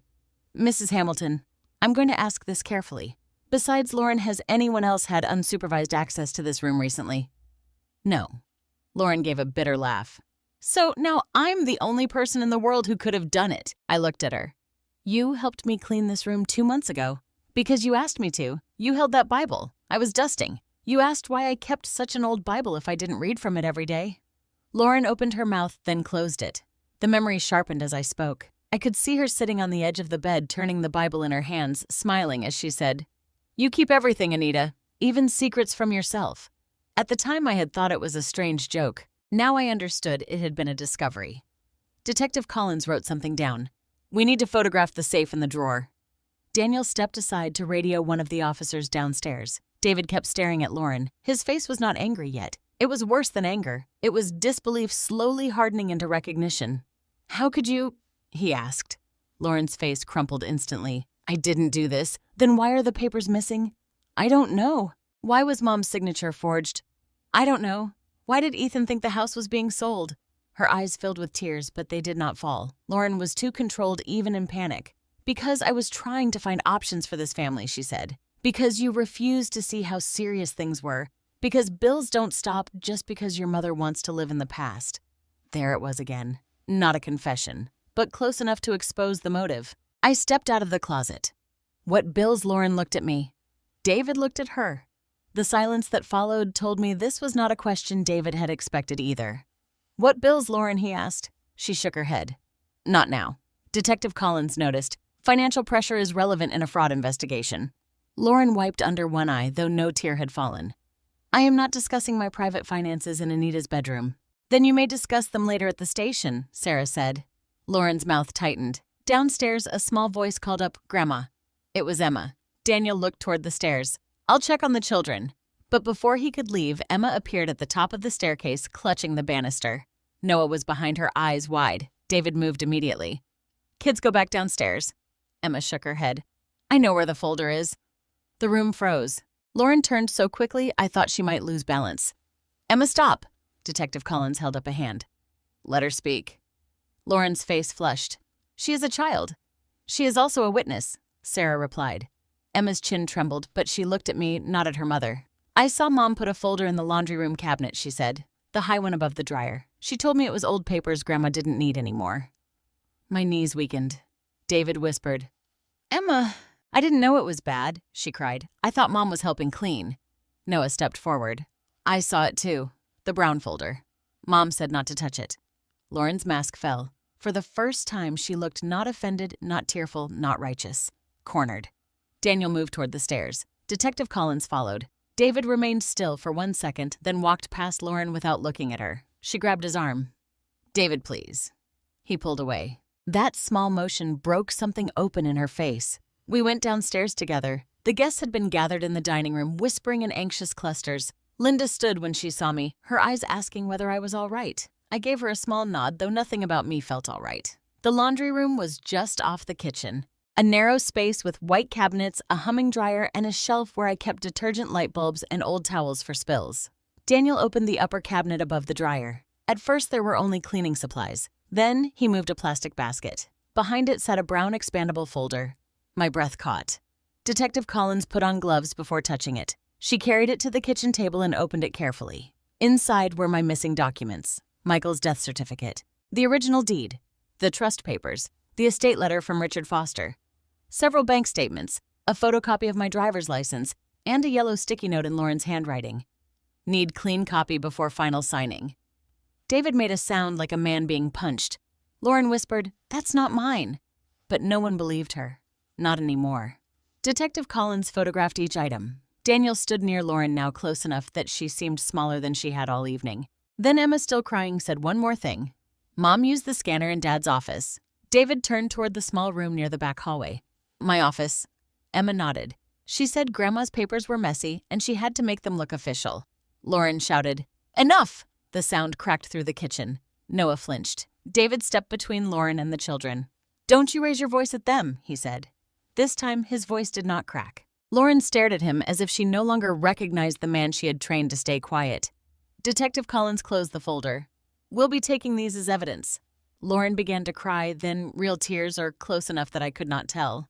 "This family would have fallen apart without me," she said. "I was the only one trying to save us." I looked at her across the kitchen table. "No," I said. "You were trying to save yourself with my life." The room went silent again. But this silence was different from the one after she pushed me. This silence did not belong to shock. It belonged to exposure. The truth had finally stepped into the room and taken a seat at my table. And no one, not even Lauren, could push it out. Linda's video changed the air in that house. Before she handed her phone to Detective Collins, Lauren still had somewhere to hide. She could hide behind concern, behind tears, behind the word confused, behind that careful, polished voice she used when she wanted people to believe she was the only reasonable person in the room. But a video does not care about charm. A video does not soften a shove. A video does not forget who put their hands on an older woman and who stood there pretending it was an accident. Detective Collins asked everyone to remain where they were while she reviewed Linda's recording again. She stood near the kitchen counter with Daniel beside her, both of them watching the phone screen in silence. The rest of us waited like people in a courtroom before a verdict. I sat at the table with one hand resting on my side. Noah had been taken into the living room by Mark's wife, who had finally found some courage and offered to sit with the children. Emma refused to go far. She stayed by the doorway watching her mother with a grief no child should ever have to carry. David stood near the pantry, his arms folded tightly over his chest, staring at the floor. Lauren had stopped crying. That frightened me more than her tears. She was watching everyone now, measuring, calculating, looking for the weakest place in the room to press. Linda sat beside me, her hand over mine. Her own fingers were cold. "I'm sorry I didn't step in sooner," she whispered. "You did," I said. "No. I should have stopped her before she touched you." I looked at my old friend. "You gave them the truth. That may save me more than stepping between us would have." Her eyes filled. Linda Brooks had lived next door to us for almost 25 years. She had known Michael when his hair was still black. She had watched David grow up. She had brought me casseroles after Michael's funeral and sat with me on the porch the first night I admitted I was afraid to sleep alone in that house. She was not family by blood. But that night, she acted more like family than half the people under my roof. Detective Collins finished watching the video and looked toward Linda. "Mrs. Brooks, when did you begin recording?" Linda sat straighter. "Right before Anita tried to open the warming drawer. I was worried Lauren was going to make a scene, and I thought Anita might need proof of how she was being spoken to." Lauren snapped, "So you planned to make me look bad?" Linda turned to her with a calm that only older women seem to master after a lifetime of being underestimated. "No, Lauren. You did that yourself." A low murmur moved through the dining room. Lauren's jaw tightened. Detective Collins asked Linda to send the original video file directly to the department evidence account. Daniel helped her do it. As the file transferred, I saw Ethan Carter standing alone near the study, still holding his leather folder, like he wished he could disappear behind it. Detective Collins saw him too. "Mr. Carter, she said we need to clarify your involvement." Ethan swallowed. "Of course." Lauren quickly stepped forward. "Ethan has nothing to do with this." He looked at her. "Don't speak for me." That was the first time I saw genuine fear cross Lauren's face. Not anger, not embarrassment. Fear. Ethan set his folder on the table carefully away from the evidence folder. He opened it and removed several printed pages. "I was contacted by Lauren about 4 weeks ago," he said. "She told me the family was considering selling the property because Mrs. Hamilton was preparing to move into assisted living." "I never considered that," I said. Ethan nodded. "I understand that now." David's face twisted with pain. "What exactly did she tell you?" he asked. Ethan hesitated. Detective Collins said, "Be specific." Ethan took a breath. "She said Mrs. Hamilton was emotionally attached to the house but no longer able to manage it responsibly. She said David agreed that a sale would be best, but the family wanted to introduce the idea gently." David stared at Lauren. "You used my name." Lauren folded her arms. "I told him we had talked about it. We talked about Mom needing help with groceries," David said. "We talked about repairs. We did not talk about selling her house." Lauren's voice sharpened. "Because every time I tried, you shut down. So you lied I handled what you were too weak to handle." The words left her mouth like a slap. David recoiled slightly. For years I had watched Lauren guide him, correct him, speak over him, soften him until he no longer trusted his own judgment. But this was the first time I saw the humiliation land fully on him. He looked at her as if he were finally seeing the marriage from the outside. Ethan continued quieter now. "She asked for a market estimate. I provided one based on comparable homes in the area. I also told her I could not list the property without direct authorization from the legal owner." Detective Collins nodded. "And did she provide that authorization?" "She said it was being prepared." Lauren interrupted. "Because it was going to be. Anita was supposed to sign after we explained everything." I looked at her. "Supposed to?" Her mouth opened, then shut. Sarah wrote something down. Ethan removed another paper. "There's something else." Lauren went still. Ethan looked at Detective Collins. "I have emails." Lauren's voice dropped. "Ethan." He ignored her. "I printed them because something felt off after tonight. Before I came, Lauren told me to bring a preliminary seller information packet. She said Anita had agreed but might become emotional in front of relatives, so I should let Lauren and David lead the conversation." David rubbed both hands over his face. "My God." Ethan slid the printed emails toward Detective Collins. Sarah read silently. Daniel moved closer, his expression hardening with each passing second. I could not see the emails from where I sat, but I could see Lauren's face. Her control was slipping. Her eyes darted from Sarah to Ethan to David to the front door. People who are innocent look for understanding. Lauren looked for exits. Detective Collins lifted one printed page. "In this email you wrote, Anita responds better when she feels surrounded by agreement." Lauren said nothing. Sarah lifted another. If enough people she trusts are present, she won't want to create a scene. My breath caught. That was the dinner, not a family gathering, a pressure chamber. Linda's hand tightened around mine again. Detective Collins read another line silently, then looked at Lauren. You also wrote, once she signs the first set, the rest will move quickly. What first set were you referring to? Lauren's voice was barely above a whisper. Planning documents. Power of attorney documents, Sarah asked. Lauren said nothing. Property management documents. Still nothing. Documents that would allow others to act on Anita Hamilton's behalf. Lauren looked at David. Say something. David's answer was flat. I don't know who I'm looking at right now. For the first time, her eyes filled with real panic. Then Ethan cleared his throat. There was another thing that bothered me. Detective Collins turned. Go on. When I arrived tonight, I saw a manila envelope on the side table near the study. Lauren had asked me to place my market estimate inside it, but when I opened the envelope, there were already copies of medical-looking documents. Lauren's head snapped toward him. You opened a private envelope. You told me to put my papers in it. What medical documents? Sarah asked. Ethan looked uncomfortable. I didn't read everything, but I saw Mrs. Hamilton's name and words like cognitive decline and memory impairment. The kitchen seemed to drop from under me. David stepped backward. What he whispered. I felt every eye turn toward me, and for one terrible second, shame rose in my chest even though I had done nothing wrong. That is how cruel lies work. They stain the person they are told about. I have no diagnosis like that, I said. My voice shook, but I made myself continue. I see my doctor for blood pressure and arthritis. That is all, Lauren said quickly. No one said you were diagnosed. Detective Collins looked at her. Then why would those words appear on documents connected to your plan? They were research, Lauren said. General research. Families have to prepare. Sarah's expression did not change. Where are those documents now? Lauren looked away. Daniel went to the side table near the study. Beneath a stack of folded napkins and the decorative vase Lauren had placed there, he found the manila envelope. He opened it carefully. Inside were printed forms and a typed statement. Detective Collins took them, read the first page, and went very still. What is it? David asked. Sarah did not answer him immediately. Instead, she looked at me. Mrs. Hamilton, did you ever authorize anyone to contact a medical provider or prepare a statement about your mental capacity? No. Did you ever sign a release for Lauren Hamilton to access or request medical information on your behalf? No. Sarah turned one page. This appears to be an unsigned draft statement claiming you have shown signs of confusion, poor judgment, and inability to manage household decisions. I closed my eyes. So that was the picture she had been painting. The curtains, the pantry, the comments in front of friends, the jokes about forgetting, the concern in her voice every time I resisted.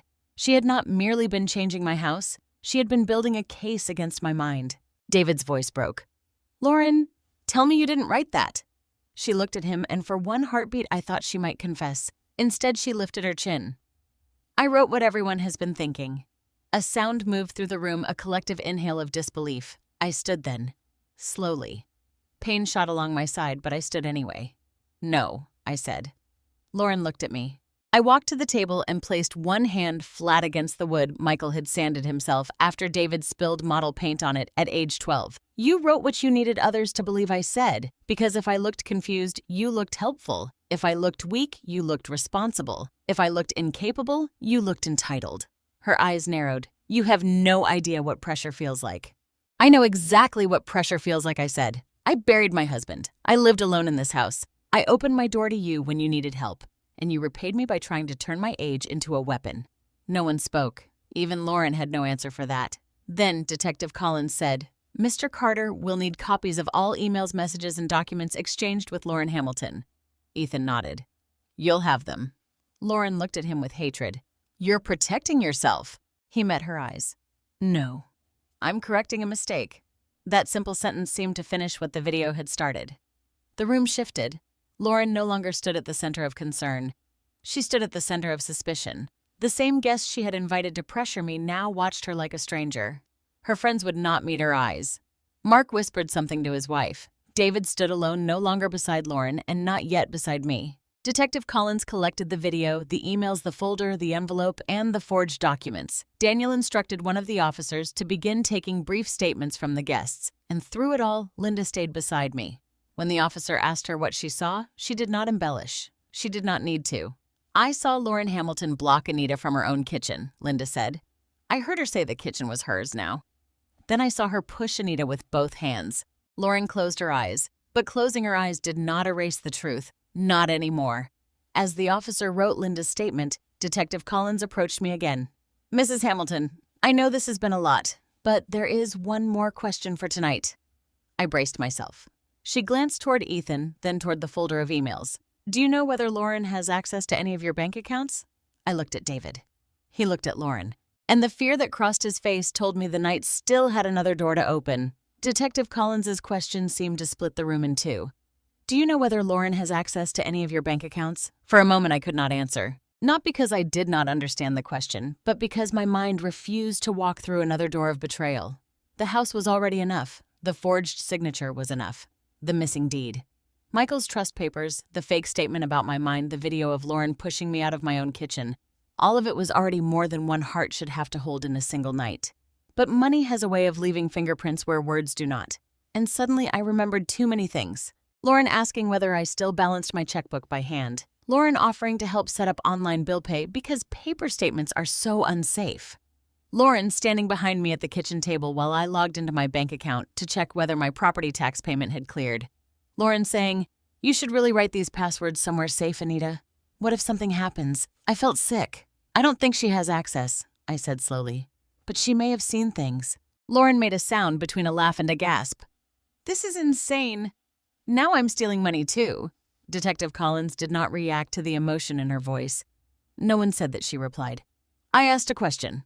David turned toward Lauren. Answer it. She looked at him as if he had betrayed her by speaking at all. I have never touched Anita's money. The words were firm, too firm, like a door slam before anyone reached the porch. Detective Collins looked at me again. Mrs. Hamilton, do you have recent bank statements here? Yes, I said. Paper copies come monthly. Michael always believed in paper trails. At the mention of Michael, Lauren looked away. Sarah asked, Where do you keep them? In the desk drawer in the study. Daniel moved toward the study, but David stepped forward. I'll get them. No, Detective Collins said. Officer Brooks will retrieve them. David stopped, his face flushed with shame as if he had only then understood that even he was no longer above suspicion. Not because the detective thought he was guilty, but because he had lived in the house where my papers disappeared and my name was forged. Daniel returned with a stack of envelopes, each one from Buckeye Community Bank. My name was printed clearly through the little plastic windows. Anita M. Hamilton. I watched him place them on the kitchen table. Lauren folded her arms, but her fingers tapped against her elbow. A nervous rhythm. Sarah opened the most recent statement with my permission. She scanned it, then the one before that, then another. Her expression stayed neutral, but I noticed her eyes pause. Mrs. Hamilton, she said, do you recognize a withdrawal of $9,000 made 3 weeks ago? The floor seemed to sway. No. David's head lifted sharply. Lauren said, What withdrawal? Sarah did not look at her. A cashier's check was issued from Mrs. Hamilton's savings account. I gripped the table. I did not request a cashier's check. Do you remember going to the bank on a Thursday morning 3 weeks ago? No. I had a dental appointment that morning. Linda drove me. Linda immediately nodded. That's true. I picked Anita up at 9:30. We were at the dentist and then had lunch. Sarah wrote that down. Lauren's face had gone pale again. David stared at his wife. Lauren! She threw up her hands. Don't look at me every time someone says something strange. Detective Collins turned the statement toward me and pointed to the line. Cashier's check, $9,000. My hands began to tremble. That savings account was not large by some people's standards, but it was mine. It was the account Michael and I had built slowly, year after year, for emergencies, taxes, repairs, and the kind of peace older people need when life becomes unpredictable. A roof leak, a medical bill, a broken furnace, not Lauren's secrets. Sarah continued, There are also several smaller electronic transfers, $1,500, $2,000, $800. The recipient names are not visible on the statement, but the bank can provide details. David sat down as if his knees had failed him. Lauren, he said quietly, what did you do? Lauren's eyes filled again. I kept us alive. No one moved. There it was, the first crack wide enough for truth to show through. David's voice turned hollow. What does that mean? It means, while you were pretending everything was fine, I was the one answering calls. I was the one opening bills. I was the one figuring out how to keep our family from falling apart. What bills, he asked. She laughed bitterly. You really don't know, do you? No, he said. Apparently I don't. Lauren looked around the room, then back at him. Credit cards, loans, late fees, medical bills from when Noah broke his arm, the car repair, the rent we still owed after we moved here. Everything. David shook his head. We paid those. No, David. I paid those. I moved money around. I borrowed. I covered what your paycheck couldn't. With my mother's money, Lauren's face hardened. With family money. The word struck me so hard I whispered it was not family money. She turned on me. You had it sitting there. Sitting there, I repeated. Yes, sitting there while we were drowning. That was my savings. You weren't using it. I was preserving it. For what? She snapped. Another set of curtains. Another framed picture of Michael. Another roast no one asked for. David slammed his hand on the table. Enough! The sound startled everyone, including him. For once, Lauren stopped. David stood slowly. You stole from my mother. I borrowed. Did she give permission? Lauren did not answer. Did she give permission? He repeated louder. Lauren's mouth twisted. She would have said no. The silence after that sentence was worse than a confession because it explained everything. The forged papers, the stolen documents, the pressure dinner, the fake concern. Lauren did not see my no as a boundary. She saw it as an obstacle. Detective Collins closed the bank statement and placed it into an evidence sleeve. Mrs. Hamilton will advise you to contact your bank first thing in the morning and freeze or review all accounts. Given tonight's findings, we can request preservation of records. I nodded numbly, but David was still staring at Lauren. How much debt, he asked. She looked away. How much, Lauren? She whispered something. I didn't hear you. Over 200,000. David's face went blank. I heard Linda inhale beside me. $200,000. The number did not feel real. It floated above the kitchen like smoke from a fire we should have smelled long before the flames reached us. David spoke carefully, each word slow. How Lauren laughed, but there was no humor in it. You want the list? Fine. Credit cards. A business investment that didn't work out. A loan I took to cover another loan. Interest, penalties, then another private loan because the bank wouldn't approve me. What business investment? She looked down. David's voice sharpened. Lauren. A medical billing software partnership, she said. It was supposed to triple within a year. You told me that was just a side project. It was supposed to work. And when it didn't, you went after my mother's house. Her eyes flashed. I went after the only asset that could save us. I felt those words pass through me. Asset. Not home, not memory, not shelter, asset. Michael's maple tree. Emma's homework spot. Noah's toy cars. David's childhood bedroom. The kitchen where I had fed everyone who came through my door. To Lauren, it had all become a number big enough to erase her mistakes. Ethan Carter spoke from the hallway, his voice low. She told me the house would likely sell quickly, that the neighborhood was in demand, that there was enough equity to solve several problems at once. David turned slowly toward him. You knew about the debt. Ethan shook his head. No. She said the family wanted liquidity. Liquidity, I repeated softly. Such a clean word for something so dirty. Lauren's eyes darted toward the front door again. Daniel shifted slightly, blocking the path without making a scene. Detective Collins asked Lauren did any of Mrs. Hamilton's funds go toward the deposit on another property. David looked at her sharply. Another property, Lauren's lips parted. Sarah continued. We found reference in the email thread to a pending deposit. Ethan, are you aware of that? Ethan nodded slowly. She asked about a smaller house outside Grove City. Said it would be for her and David after Anita moved. After Anita moved? David repeated. His voice barely sounded human. Lauren snapped, I was trying to plan our future. You planned a future where my mother was removed from her home. You were all going to thank me later. I stood then, though Linda tried to stop me. Every part of me hurt, but I needed Lauren to hear me on my feet. No, I said. People like you always believe gratitude will come after the damage. You thought if you got the house sold, the money moved, the papers signed, and me tucked away somewhere quiet, everyone would call it practical. Maybe even loving. Lauren stared at me, breathing hard. But love does not need forged signatures, I said. Love does not hide folders above a dryer. Love does not steal from a widow and call it family money. Her eyes filled, and this time I knew the tears were for herself. Not for me. Detective Collins turned to Daniel. We'll need to separate statements now. Daniel nodded. Lauren looked around at the people she had invited to witness my surrender. Instead, they had witnessed her exposure. Her friends would not look at her. Ethan was cooperating. Linda had recorded the truth. David stood apart from her. Even the children, her own children, clung to each other in the living room doorway, frightened of what their mother had become. Then Lauren whispered, I did what I had to do. David looked at her with a sadness so deep I almost pitied him. "No," he said. "You did what you wanted to do, and you made all of us pay for it." Detective Collins gathered the bank statements, the emails, the forged documents, and the folder from the laundry room. The house was no longer a stage for Lauren's plan. It had become evidence. And as I watched the officers carry pieces of my private life into labeled bags, I realized the most painful theft was not the money. It was the way Lauren had tried to steal my right to be believed. By the time the police left that night, my house no longer felt like a home. It felt like a place after a storm when the roof is still standing, but every room smells like rainwater and broken wood. The guests were gone. Ethan Carter had handed over his documents and left with a face full of regret. Lauren's friends slipped out without saying goodbye to her. Mark and his wife took Emma and Noah into the living room and kept them away from the worst of the adult conversations. Lauren had not been arrested that night. Detective Collins explained it carefully. There were documents to review, bank records to secure, digital trails to confirm. Fraud cases were built piece by piece, and she did not want Lauren claiming later that anything had been rushed or mishandled. But Daniel made it clear Lauren could not stay in my home that night. Not after the push. Not after the stolen documents. Not after the missing money. David packed a small bag for her in silence. I sat at the kitchen table and watched him move through the hallway like a man walking through the remains of his own choices. Lauren stood by the front door, arms folded, eyes red, still trying to look wounded instead of exposed.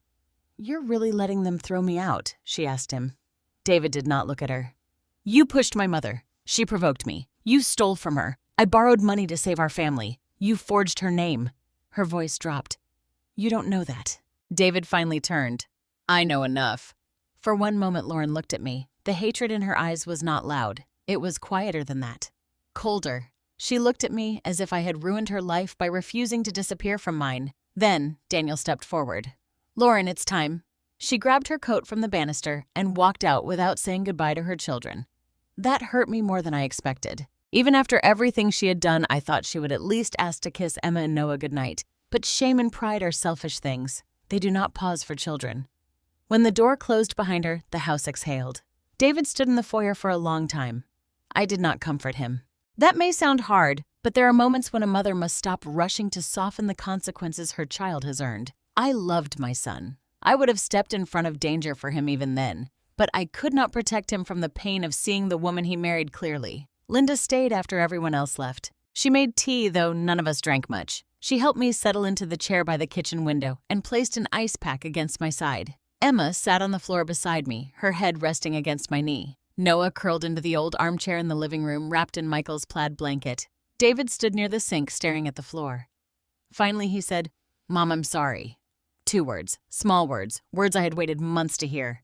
But they did not undo the silence that came before them. I looked at him. "For what?" He flinched. Linda lowered her eyes, giving us the dignity of pretending not to listen. David swallowed. "For not seeing it." "That's not enough." He nodded slowly, tears gathering in his eyes. "For seeing pieces of it and looking away."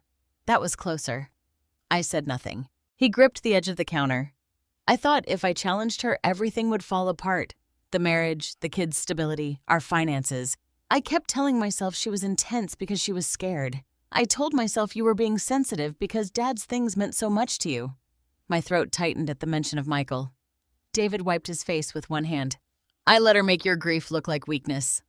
"Yes," I said. He closed his eyes. "The truth can be merciful, but only after it has been painful." "I don't know how to fix this," he whispered. "You cannot fix it tonight." He nodded. "And you cannot fix it by asking me to pretend it didn't happen." "I won't. I need Richard Foster here tomorrow." His eyes opened. "Of course. And I need you to understand something very clearly. This house is mine. My money is mine. My mind is mine. My memories are mine. No one in this family gets to manage me into silence." David's face crumpled. "I understand, but I was not finished. If you stay under this roof tonight, it is as my son and as the father of those children, not as someone with any authority over me." He nodded again. "Yes, ma'am." That ma'am nearly broke me. He had not called me that since he was a teenager trying to charm his way out of trouble. But I held steady. After Linda went home, I called Richard Foster. It was almost midnight, but Richard had been Michael's friend before he was our attorney. His voice was thick with sleep when he answered, but the moment I said, "Richard, something has happened with the house," he became fully awake. I told him enough. Not everything. There was too much for one phone call. but I told him about the forged signature, the missing documents, the bank withdrawals, and Lauren being removed from the house. For a long moment, he was silent. Then he said, "Anita, do you still have Michael's blue box?" I looked toward the study. The blue box. I had forgotten about it. Michael kept it in the bottom drawer of the old roll-top desk, not in the safe. It was a metal lockbox, the color of storm clouds, scuffed at the corners with a tiny brass key taped beneath the drawer above it. He had told me once that it held backup peace of mind. At the time, I thought he meant old insurance papers. "Yes," I said slowly. "I think so." "Do not open it without me," Richard said. "I'll be there first thing in the morning." "Richard, what's in it?" His voice softened. Michael's last layer of protection. I did not sleep much that night. I sat in bed with Michael's photograph on the nightstand and listened to the house settling around me. Every creak made me alert. Every shadow felt unfamiliar. It is a terrible thing to feel unsafe in a place that has held your whole life. Around dawn, Emma knocked softly on my bedroom door. "Grandma." I opened my arms and she climbed beside me like she had when she was little. She cried quietly against my shoulder. "I'm sorry, she whispered. I held her tighter. "Oh, sweetheart, you told the truth." "But Mom will be mad." That sentence cut deep. "She may be," I said. "But adults are responsible for their own choices. You are not responsible for protecting lies." Emma nodded, though I knew it would take years for her heart to believe that fully. At 8:30, Richard Foster arrived. He was 74, tall and thin, with silver hair, careful eyes, and a leather briefcase he had carried since before David was born. He hugged me gently, then looked at my bruised side and his mouth tightened. "I wish Michael were not right about this," he said quietly. "So do I." David was in the kitchen making toast for the children when Richard entered. He looked ashamed under the attorney's gaze. "Mr. Foster," he said. "David." That was all. No comfort, no cruelty, just acknowledgement. We went into the study together, Richard, David, Linda, who had come back at my request, and me. The roll-top desk smelled faintly of old paper and furniture polish. Michael had refinished it himself the year he retired. My fingers found the key exactly where he had taped it. The blue box opened with a small metallic click. Inside were folders, a sealed letter, a flash drive, and a copy of the trust documents Lauren had tried to hide. Richard removed the top folder and laid it on the desk. "This," he said, "is the Hamilton Residential Trust." Michael updated it after his diagnosis. David leaned forward. "What does it say?" Richard looked at me first, asking permission. I nodded. He continued. "The house cannot be sold, transferred, refinanced, or used as collateral during Anita's lifetime unless Anita signs in person in my office with 2 independent witnesses after a capacity confirmation by her own physician. No family member can act as sole witness. No power of attorney can override that clause." David stared at the document. I covered my mouth with one hand. Michael. My careful, steady Michael. He had known love was not enough protection against desperation. Richard opened another folder. There is also a notarized statement from Michael explaining his concern that Anita might one day be pressured by family members during a period of grief or dependence. David looked as if he could hardly bear the words. Richard turned to me. "And there's a letter." He handed me the sealed envelope. My name was written across the front in Michael's handwriting. "Anita, if someone tries to make you doubt yourself." My vision blurred. For several seconds, I could not open it. Then I slid my finger beneath the flap and unfolded the letter. "My beloved Anita, if you are reading this, then someone has mistaken your kindness for weakness. I am sorry I am not there to stand beside you, but I need you to remember this. You are not difficult for protecting what we built. You are not selfish for staying in your home. You are not confused because others are impatient. This house is yours because your life is here. Not just mine, not just David's, yours. Trust Richard. Trust your records. And most of all, trust that quiet voice inside you when it says something is wrong. You listened to that voice when you married me. Listen to it now. I love you beyond every room we ever shared. Michael." By the time I finished reading, I was crying so hard the words blurred into blue lines. Linda cried openly. Richard removed his glasses and looked toward the window. Even David covered his face. But beneath my tears, something else began to rise. Not rage, not fear, strength. Michael had not left me defenseless, and Lauren had not found a helpless widow alone in a kitchen. She had found a woman loved well enough to be protected even after death. Richard Foster did not raise his voice once that morning. That was what made him frightening. Lauren had always been loud in her own way, even when she whispered. Her power came from pressure speed emotion, the ability to make everyone else feel unreasonable for slowing her down. Richard was the opposite. He moved slowly. He spoke carefully. He laid each document on the study desk as if the paper itself deserved respect. By 10 o'clock, Detective Sarah Collins had returned. She arrived with Daniel Brooks and another officer who carried sealed evidence envelopes from the night before. Lauren was not with them. For a brief, foolish moment, I felt relief. Then, Richard's office phone rang. He answered, listened, and his expression grew colder. When he hung up, he looked at David. Lauren has retained counsel. Her attorney is requesting that any further discussion happen at my office with all parties present. David rubbed his forehead. Do we have to? Richard looked at me. No. Anita does not have to sit in the same room with her, but there may be value in putting facts on record with Detective Collins present. I knew what he was really asking. Could I bear it? I looked toward the kitchen where Emma and Noah were eating cereal while Linda kept them distracted. Their lives had already been cracked open by adult greed. If there was a chance to stop Lauren's lies from spreading further, I had to take it. I'll go, I said. David turned quickly. Mom, you don't have to. I know.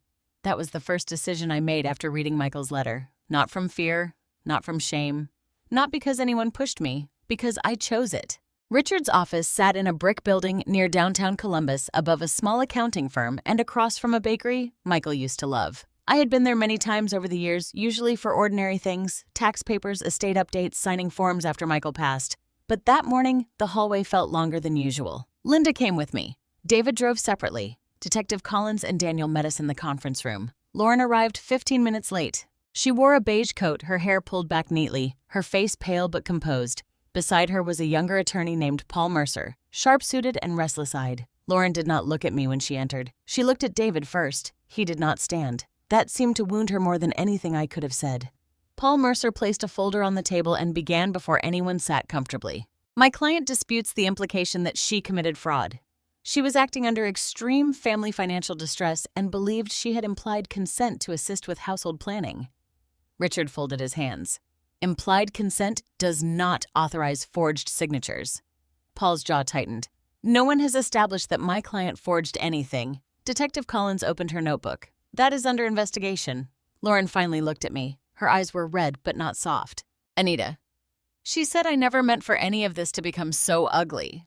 I felt Linda shift beside me. I kept my voice steady. You pushed me. Lauren looked down. I lost control for 1 second. You hid my documents. I was keeping them safe. You used my driver's license. For emergency records, you took money from my account. Her attorney touched her arm, warning her. Lauren pressed her lips together. Richard slid a copy of the trust clause across the table toward Paul Mercer. Let us begin with the house, he said.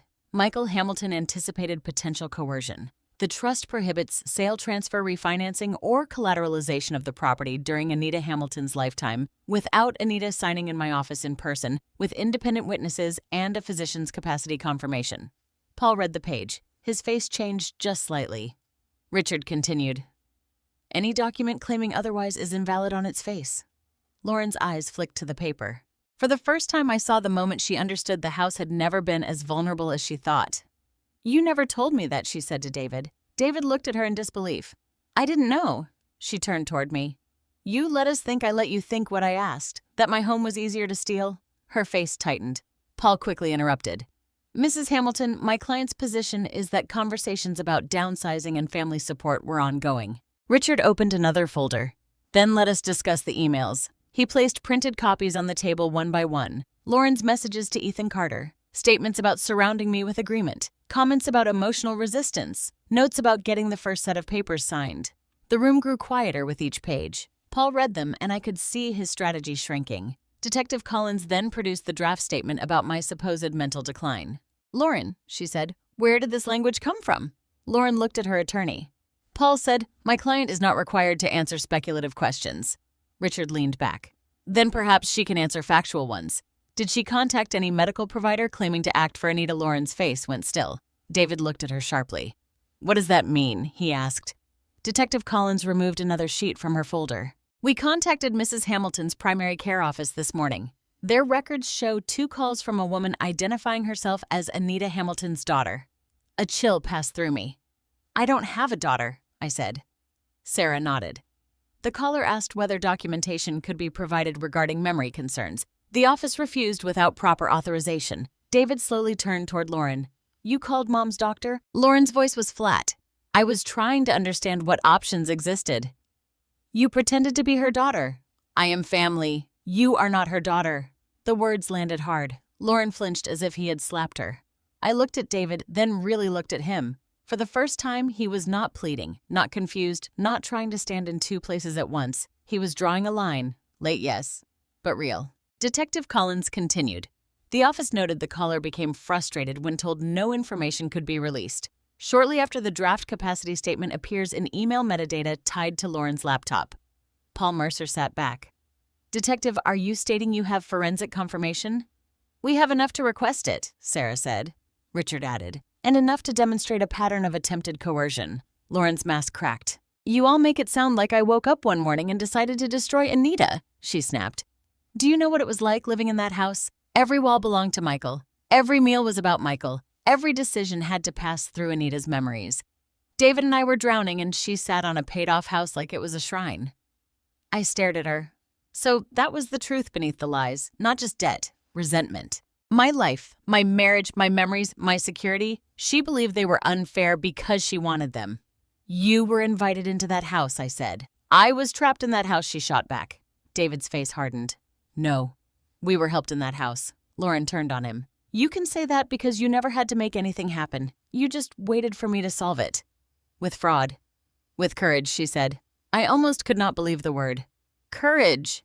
Richard's voice cut through the room, calm and exact. Courage is telling the truth before damage is done. Fraud is creating a false version of reality because the real one does not give you what you want. Lauren looked at him with open hatred. Paul Mercer cleared his throat. My client's emotional statements should not be taken as admissions. Detective Collins looked at him. No one here needs emotional statements. We have documents. She began listing them. The forged transfer authorization, the invalid notary seal, the copied driver's license, the hidden deed and trust papers, the emails to Ethan Carter, the draft cognitive decline statement, the bank withdrawals, the pending deposit inquiry for the Grove City property. Each item was spoken plainly. No drama, no exaggeration. But together, they formed a cage. Lauren sat inside it, breathing fast. Then Richard opened the final folder from Michael's blue box. There is also this, he said. He removed a notarized statement signed by Michael 3 months before his death. This statement affirms that Anita Hamilton was the sole intended lifetime occupant and decision-maker regarding the Briarwood Lane property. It also names me as mandatory legal reviewer for any future attempt to change ownership or occupancy rights. Paul took the document. Lauren stared at it like it had risen from the dead. In a way, it had. Michael's voice, steady and protective, had entered the room without him. Richard said Michael also requested that any suspicious attempt to bypass my office be treated as potential coercion and reported. Detective Collins looked at me. That explains why the county recorder's flag moved so quickly. Mr. Foster's office had placed a legal alert years ago. I turned to Richard. He nodded. Michael insisted. For a moment, I had to close my eyes. Michael had known I might feel foolish for doubting family. He had known I might hesitate. So he created a system that would speak even if I could not. Lauren whispered, he poisoned all of you against me before I even did anything. No, I said, opening my eyes. He protected me from exactly what you chose to do. The room went quiet. David leaned forward, elbows on the table face in his hands. Lauren looked at him, and I saw calculation return. David, she said softly, please. Think about the children. He lifted his head. I am. Her face changed. He continued. I'm thinking about what they saw, what they heard, what they were taught to hide. Emma thought telling the truth was betraying you. Noah watched you shove his grandmother and then call it concern. Lauren began to cry. I am their mother. Yes, David said, and that is why this hurts worse. Paul Mercer spoke quickly. Any custody matters are outside the scope of this meeting. Richard nodded. Agreed. Today is about Anita's property, financial security, and protection. He slid a document toward me. This is a temporary protective notice. With your permission, we will notify the bank, the county recorder, and all relevant institutions that no transaction involving your property accounts or identity is valid without direct verification through my office. I picked up the pen. My hand did not tremble this time. Lauren watched me sign. Not the way she had wanted. Not surrounded by pressure. Not confused. Not cornered. I signed in my attorney's office with my friend beside me, a detective present, and my husband's protection spread across the table. When I finished, Richard took the document and said, Good. It was such a small word, but it felt like a door locking, this time from the inside. Detective Collins gathered her files. Lauren Hamilton, we will be contacting you for a formal interview. Your attorney will receive notice. Lauren stood abruptly. So that's it. Anita gets to sit there like a saint while everyone forgets we were desperate. I looked at her for a long moment. No, I said. I will not pretend desperation is easy. But desperation reveals character. It does not excuse destroying someone else's life. Her face twisted. Then she looked at David one last time. Are you coming with me? David's eyes filled with tears, but his answer was clear. No. Lauren walked out with her attorney, the heels of her shoes striking the floor like small angry knocks. No one followed her. When the door closed, David broke down. Not loudly, not dramatically. He simply bent forward and wept into his hands. I wanted to reach for him, but I did not. Not yet. Some grief must finish telling the truth before comfort can begin. David cried for a long time in Richard Foster's conference room. I had seen my son cry before, of course, when he was 6 and broke his wrist falling out of the maple tree, when his dog died during his senior year of high school, at Michael's funeral when he stood beside the casket with both hands pressed to his face, trying to become a man in the space where his father used to stand. But this was different. This was not just sadness. This was recognition. A man can survive being lied to by someone he loves, but realizing he helped carry the lie even unintentionally is a heavier grief. David was not only mourning the woman he thought Lauren was, he was mourning the version of himself who had stayed quiet because quiet felt easier than conflict. No one rushed him. Richard stepped out to make copies. Detective Collins took a call in the hallway. Daniel stood near the window giving us privacy without fully leaving. Linda sat beside me, silent as stone, but her presence steadied me. Finally, David wiped his face and looked at me. I don't deserve your forgiveness, he said. I looked at my son across the polished table. No, I said softly. Not yet. The words hurt him. I saw them land, but this time I did not take them back. For too many months I had softened truth before it reached him. I had excused his silence, his sighs, his failure to notice the way Lauren spoke to me. I told myself he was tired, pressured, embarrassed. I told myself he was caught between two women he loved. But being caught in the middle does not excuse letting one person be crushed. David nodded slowly. I know. I took a breath. Do you? He looked down. I need you to understand what happened from my side, I said. Not as Lauren's husband, not as Emma and Noah's father, as my son. His eyes filled again, but he held my gaze. You watched your wife remove pieces of my life from my own home, I said.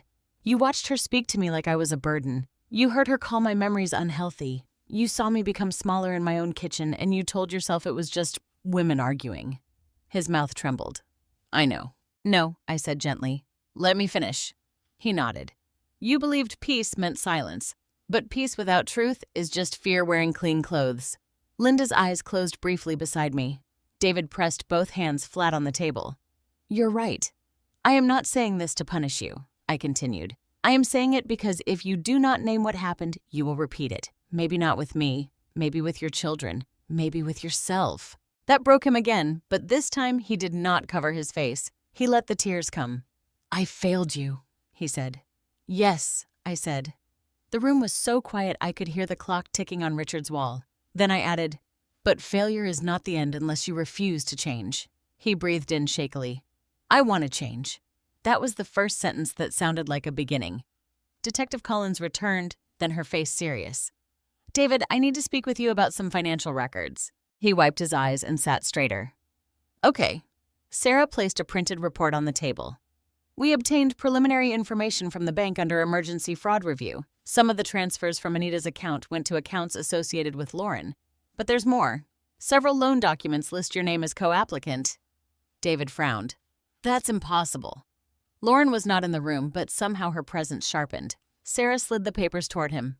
Do you recognize these? David leaned forward. At first, his expression was confused, then irritated, then horrified. No, he said. No, I didn't sign this.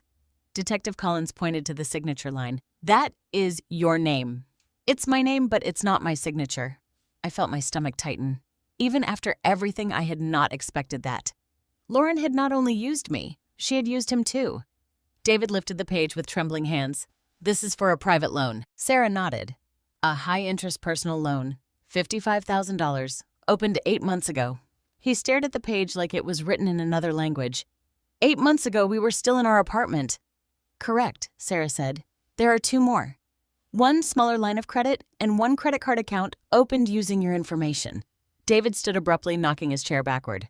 Daniel moved slightly, but David was not a threat to anyone. He was simply a man whose life had split open. She used my name, he said. Sarah's voice remained calm. It appears so. He looked at me then, and the expression on his face nearly undid me. Because for the first time, David understood exactly what it felt like to see your own name on a paper your hand had never touched. I'm sorry, he whispered. Not just to me, to the air, to himself, to the children, to the life he thought he was living. Richard came back into the room and looked at the documents. His mouth tightened. This expands the matter considerably. David sank back into the chair. I thought I knew our finances. Lauren always said she handled the details because she was better at it. She showed me spreadsheets, payment plans. She said we were stretched but not drowning. Detective Collins turned another page. The debt is significant. Credit cards, private loans, a failed investment, and evidence of funds used for a deposit inquiry on the Grove City property. David shook his head slowly. She told me that house was just something she saw online. Sarah nodded. She paid a refundable deposit to hold the option. With what money, he asked. Sarah looked at me. I already knew before she answered. Partly from the cashier's check issued from Anita's savings. David's face collapsed. He turned to me. Mom. I looked away, not because I wanted to punish him, but because seeing his pain made mine harder to hold. Lauren's plan had been crueler than I understood. She had been building a bridge out of stolen names, stolen money, stolen trust, and she expected all of us to walk across it without looking down. Detective Collins sat across from David. We'll need your cooperation to separate what you authorized from what you did not. This may involve credit reports, bank statements, electronic devices, and formal interviews. David nodded immediately. You have it. Anything you need. That answer mattered. Until that moment, a small part of me had feared he might still protect Lauren. Not because he believed she was innocent, but because people often cling to the person who destroyed them simply to avoid admitting how much was lost. But David's voice had changed. There was grief in it, but also resolve. I'll cooperate fully, he said. I should have done it sooner. Detective Collins nodded. That will help. Richard turned to me. Anita, the bank, has frozen your affected accounts pending review. We'll open new accounts under tighter verification. Your credit will be monitored, and the property alert is now active with the county. I felt exhausted just listening. My life had become passwords, locks, alerts, affidavits, evidence bags, all because I had let family into my home. Linda reached for my hand. David saw it and lowered his eyes. Mom, he said, I'll move out if you want me to. The words surprised me. Part of me wanted to say yes. Part of me wanted the house empty again, quiet again, safe again. But then I thought of Emma crying in my bedroom, Noah flinching when Lauren shouted. Those children had not chosen any of this. I also thought of Michael's letter. Trust that quiet voice inside you. My quiet voice did not tell me to abandon David, but it did tell me not to rescue him from accountability. You and the children can stay for now, I said. David looked up quickly. For now, I repeated. But things will be different. Yes, he said. Anything. You will not ask about my money unless I bring it up. I won't. You will not discuss my house as if it is part of your future planning. I understand. You will attend counseling, for yourself and for the children if needed. He nodded. Yes. And if Lauren returns to that house without my permission, you leave with her. His face tightened, but he nodded again. I understand. I leaned forward slightly. No, David. I need more than understanding. I need action. Your children need action. You cannot be gentle with lies and expect truth to feel safe around you. He swallowed hard. You're right. Detective Collins closed her folder. David choosing to cooperate may become difficult. Lauren may pressure you. Her attorney may advise distance. Family members may take sides. David gave a bitter laugh. What family? Half of them watched her push my mother. People still choose strange loyalties, Sarah said. Be prepared. Linda spoke for the first time in a while. Truth has a way of making dishonest people feel attacked. I almost smiled. That sounded exactly like Linda. Richard scheduled the next steps before we left. Bank appointments, credit freezes, a full review of the forged loan documents, a formal statement from me after I had rested, a separate interview for David. When we stepped outside, the morning sun was too bright. The world looked ordinary in a way that felt offensive. Cars passed. Someone walked a dog. The bakery across the street opened its door, releasing the smell of fresh bread into the air. Life continuing can feel cruel when your own life has just been rearranged. David stood beside his car keys in hand. Mom, he said, can I drive you home? I looked at Linda. She gave me the choice with her eyes. I turned back to David. Not today. He accepted it, though it hurt him. Okay. But you can meet us there, I said. The children need to see adults tell the truth without falling apart. His eyes filled again. I'll be there. On the drive home, Linda kept both hands on the wheel and said nothing for several blocks. Then she glanced over at me. You did good in there. I don't feel good. That's not what I said. I looked out the window at the familiar streets of Columbus passing by. My body ached. My heart ached worse. But beneath it all, something was changing. Lauren had tried to make me look weak, confused, sentimental, difficult. Instead, she had awakened the part of me that Michael had trusted all along. The part that could sit across from betrayal, sign my own protection, and still know exactly who I was. Coming home that afternoon felt different from every other time I had walked through my own front door. The house was still standing. The porch was still swept clean. Michael's maple tree still reached over the walkway, its leaves moving gently in the Ohio breeze. From the outside, nothing looked broken. But I knew better. Some damage does not leave shattered glass. Some damage leaves silence. Linda parked in the driveway and turned off the car, but neither of us moved right away. I sat with my purse in my lap, Michael's letter folded safely inside it, and looked at the front windows where blue police lights had flashed the night before. You ready? Linda asked. No, I said. She nodded. Then we'll go in anyway. That was Linda. Practical love. No speeches when a simple hand on your back would do. David's car was already parked on the street. When we stepped inside, I heard children's voices from the living room. Emma and Noah were sitting on the rug with a box of old board games spread between them. David was on the couch, elbows on his knees, watching them with red eyes and a tired face.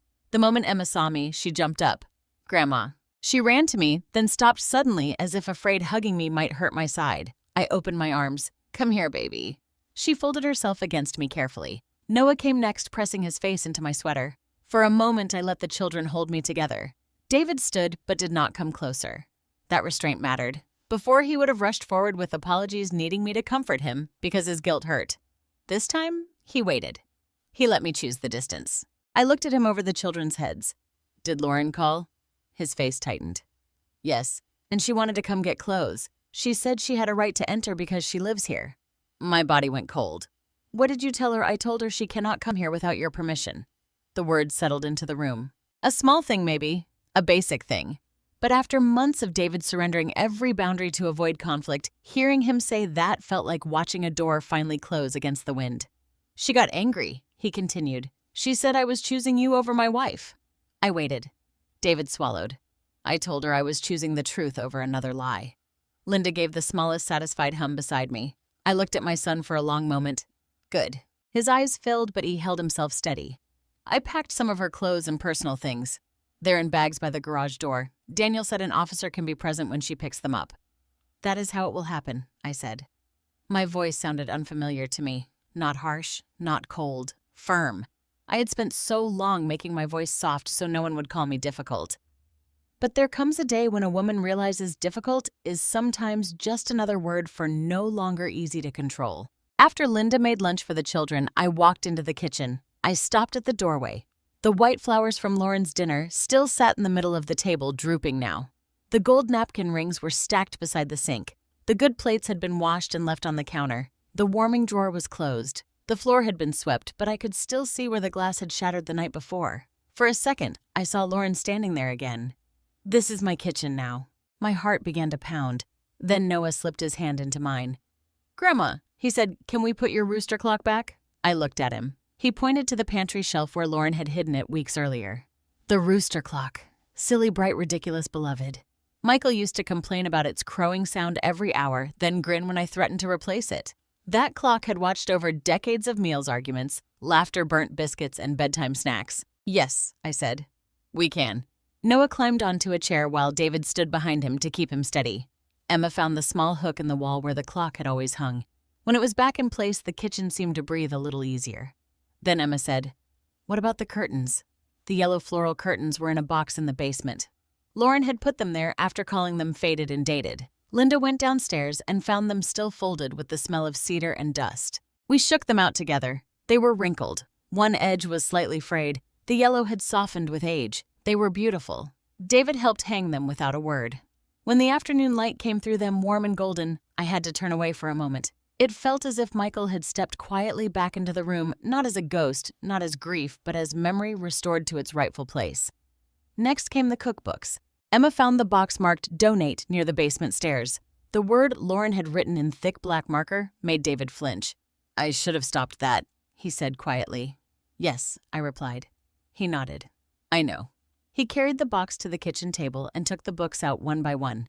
Michael's barbecue notes, my church cookbook from 1989, the binder of handwritten recipes from my mother, the red soup cookbook David had given me one Christmas when he was in college, and broke but proud, we put them back on the shelf. Not perfectly, not like a staged home, like a kitchen where people lived. By late afternoon, the gray panels were gone, the rooster clock was ticking, the cookbooks were back, and Michael's photograph had returned to the living room mantel. But I did not let nostalgia fool me.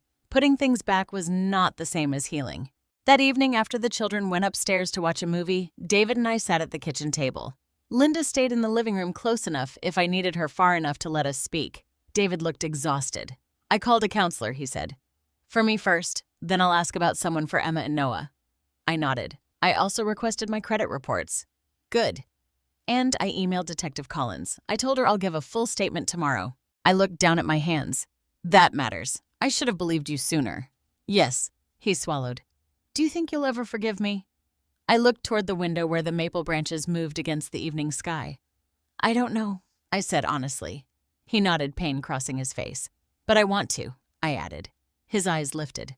"I want to because you are my son. Because I remember the boy who used to save me the last cookie. Because I remember your father teaching you how to sand this table. Because I believe people can wake up after failing badly." Tears slipped down his face. "But forgiveness will not mean going back," I said. "Do you understand that?" "Yes. It will not mean you get access to everything again. I know. It will not mean I forget what silence cost me." His voice broke. "I don't want you to forget. I want to become someone who never makes you feel that way again." That answer sounded real. Not perfect. Not enough by itself. But real. I reached into my cardigan pocket and pulled out a single key.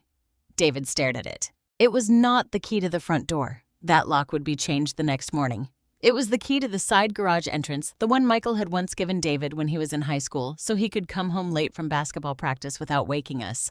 "I am not giving this back because everything is fine," I said. His hand trembled as I placed it on the table between us. "I am giving it because your children need stability and because you need a chance to prove that love can learn boundaries." He did not touch it right away. "What are the rules?" he asked. I almost smiled. That was the right question. "You call before coming in if you are not staying here. You do not bring Lauren here. You do not discuss this house as an asset. You do not move, remove, donate, sell, scan, copy, or reorganize anything that belongs to me." He nodded.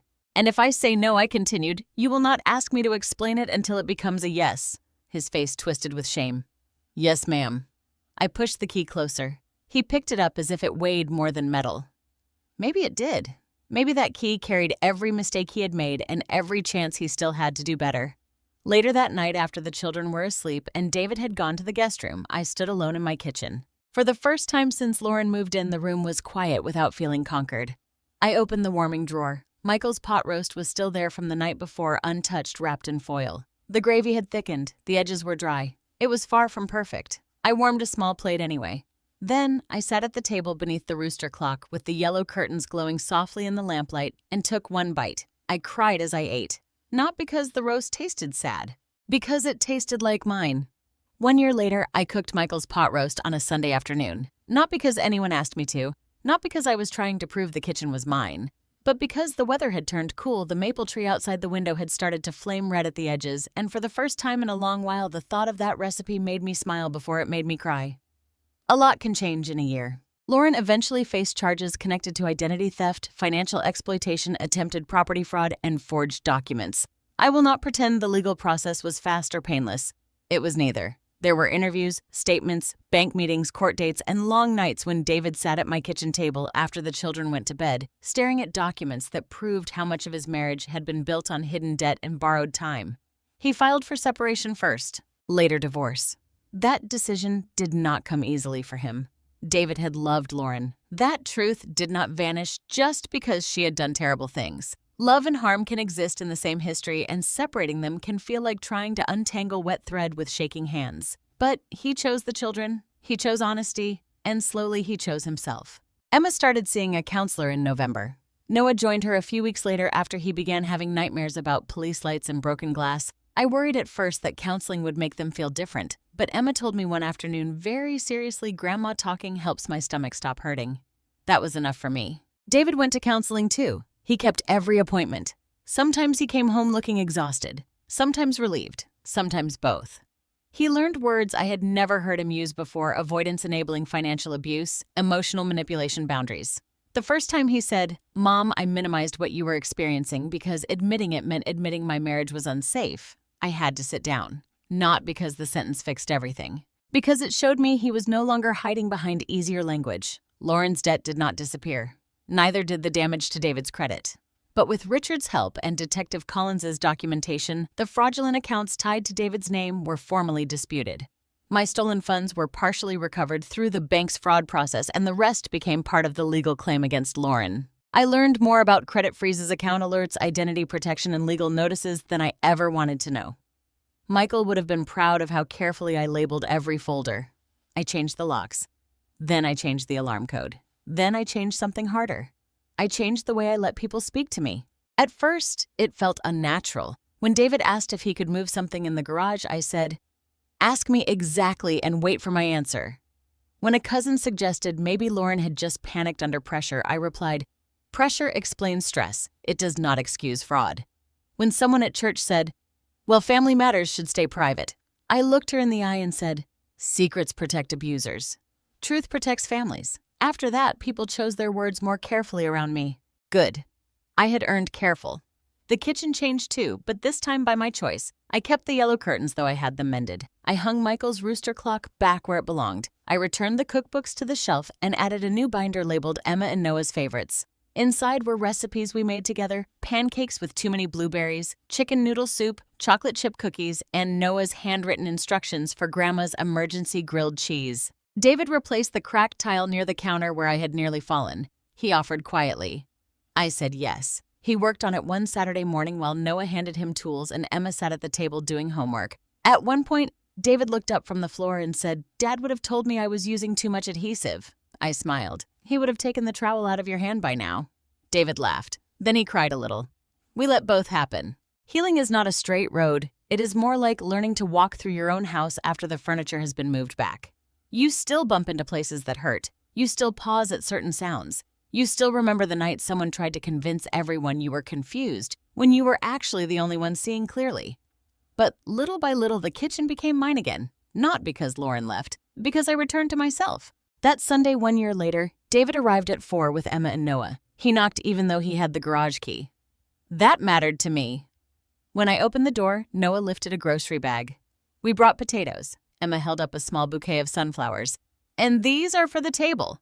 Not the fancy table. The real table. I laughed for the first time that day. David leaned down and kissed my cheek. "Hi, Mom." "Hi, sweetheart." He still looked older than he had before all of it happened. Pain ages people, but honesty can steady them.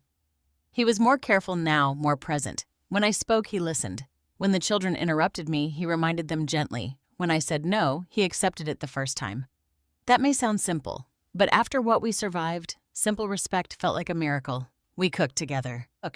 Emma peeled carrots at the table. Noah mashed potatoes with such dramatic force that butter nearly flew onto the floor. David made gravy under my supervision, and when it thickened properly, he looked so proud I almost saw the college boy who once called to ask how long chicken took to bake. The house smelled like garlic, thyme, onions, and memory. Not the heavy kind of memory that traps you, the warm kind that makes room for the living.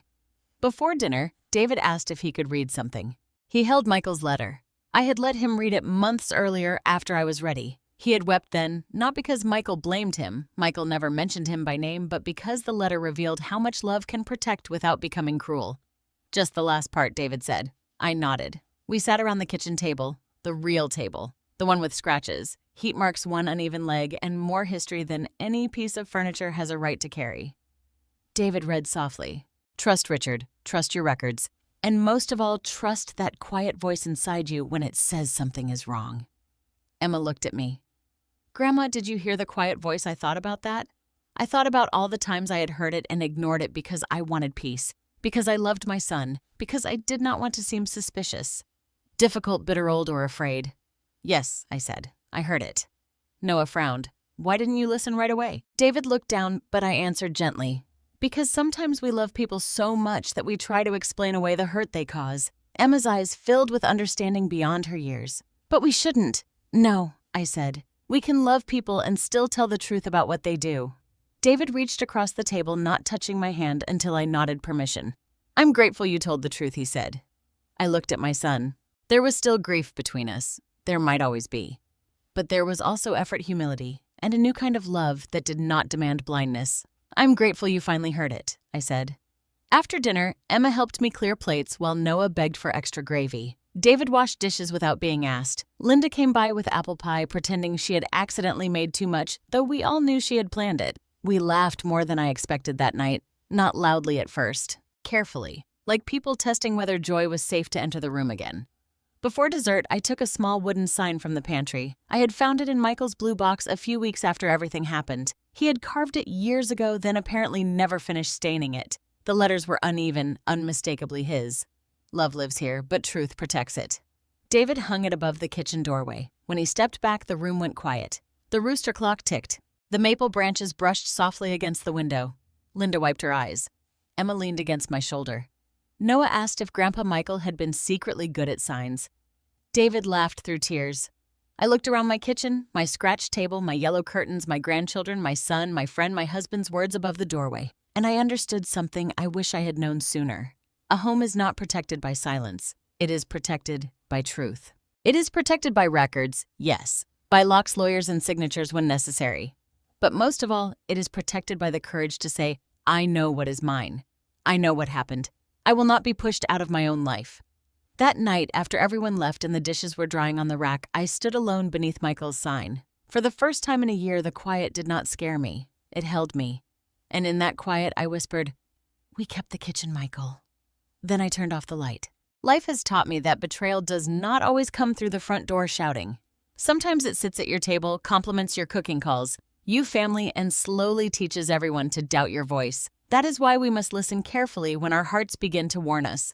Especially as we grow older, some people may mistake our kindness for weakness, our patience for permission, and our memories for confusion. But age does not erase dignity. Love does not require surrender. And family should never demand that we give up our safety just to keep the peace. Anita's story is not only about a house or a kitchen, it is about the right to be believed. It is about setting boundaries even when the people crossing them share your last name. It is about understanding that forgiveness, if it comes, must be built on truth, not pressure, guilt, or silence. Sometimes protecting yourself will disappoint people who benefited from your lack of boundaries. Let them be disappointed. A peaceful home is not one where everyone avoids conflict. A peaceful home is one where truth can stand in the middle of the room without being pushed aside. If this story touched your heart, I'd love to hear your thoughts. Have you ever had to protect your peace from someone you loved? What would you have done in Anita's place? Please share your thoughts in the comments and tell me where you're watching from and what time it is there. If emotional family stories like this speak to you, please like this video and subscribe for more heartfelt stories about truth, dignity, healing, and second chances.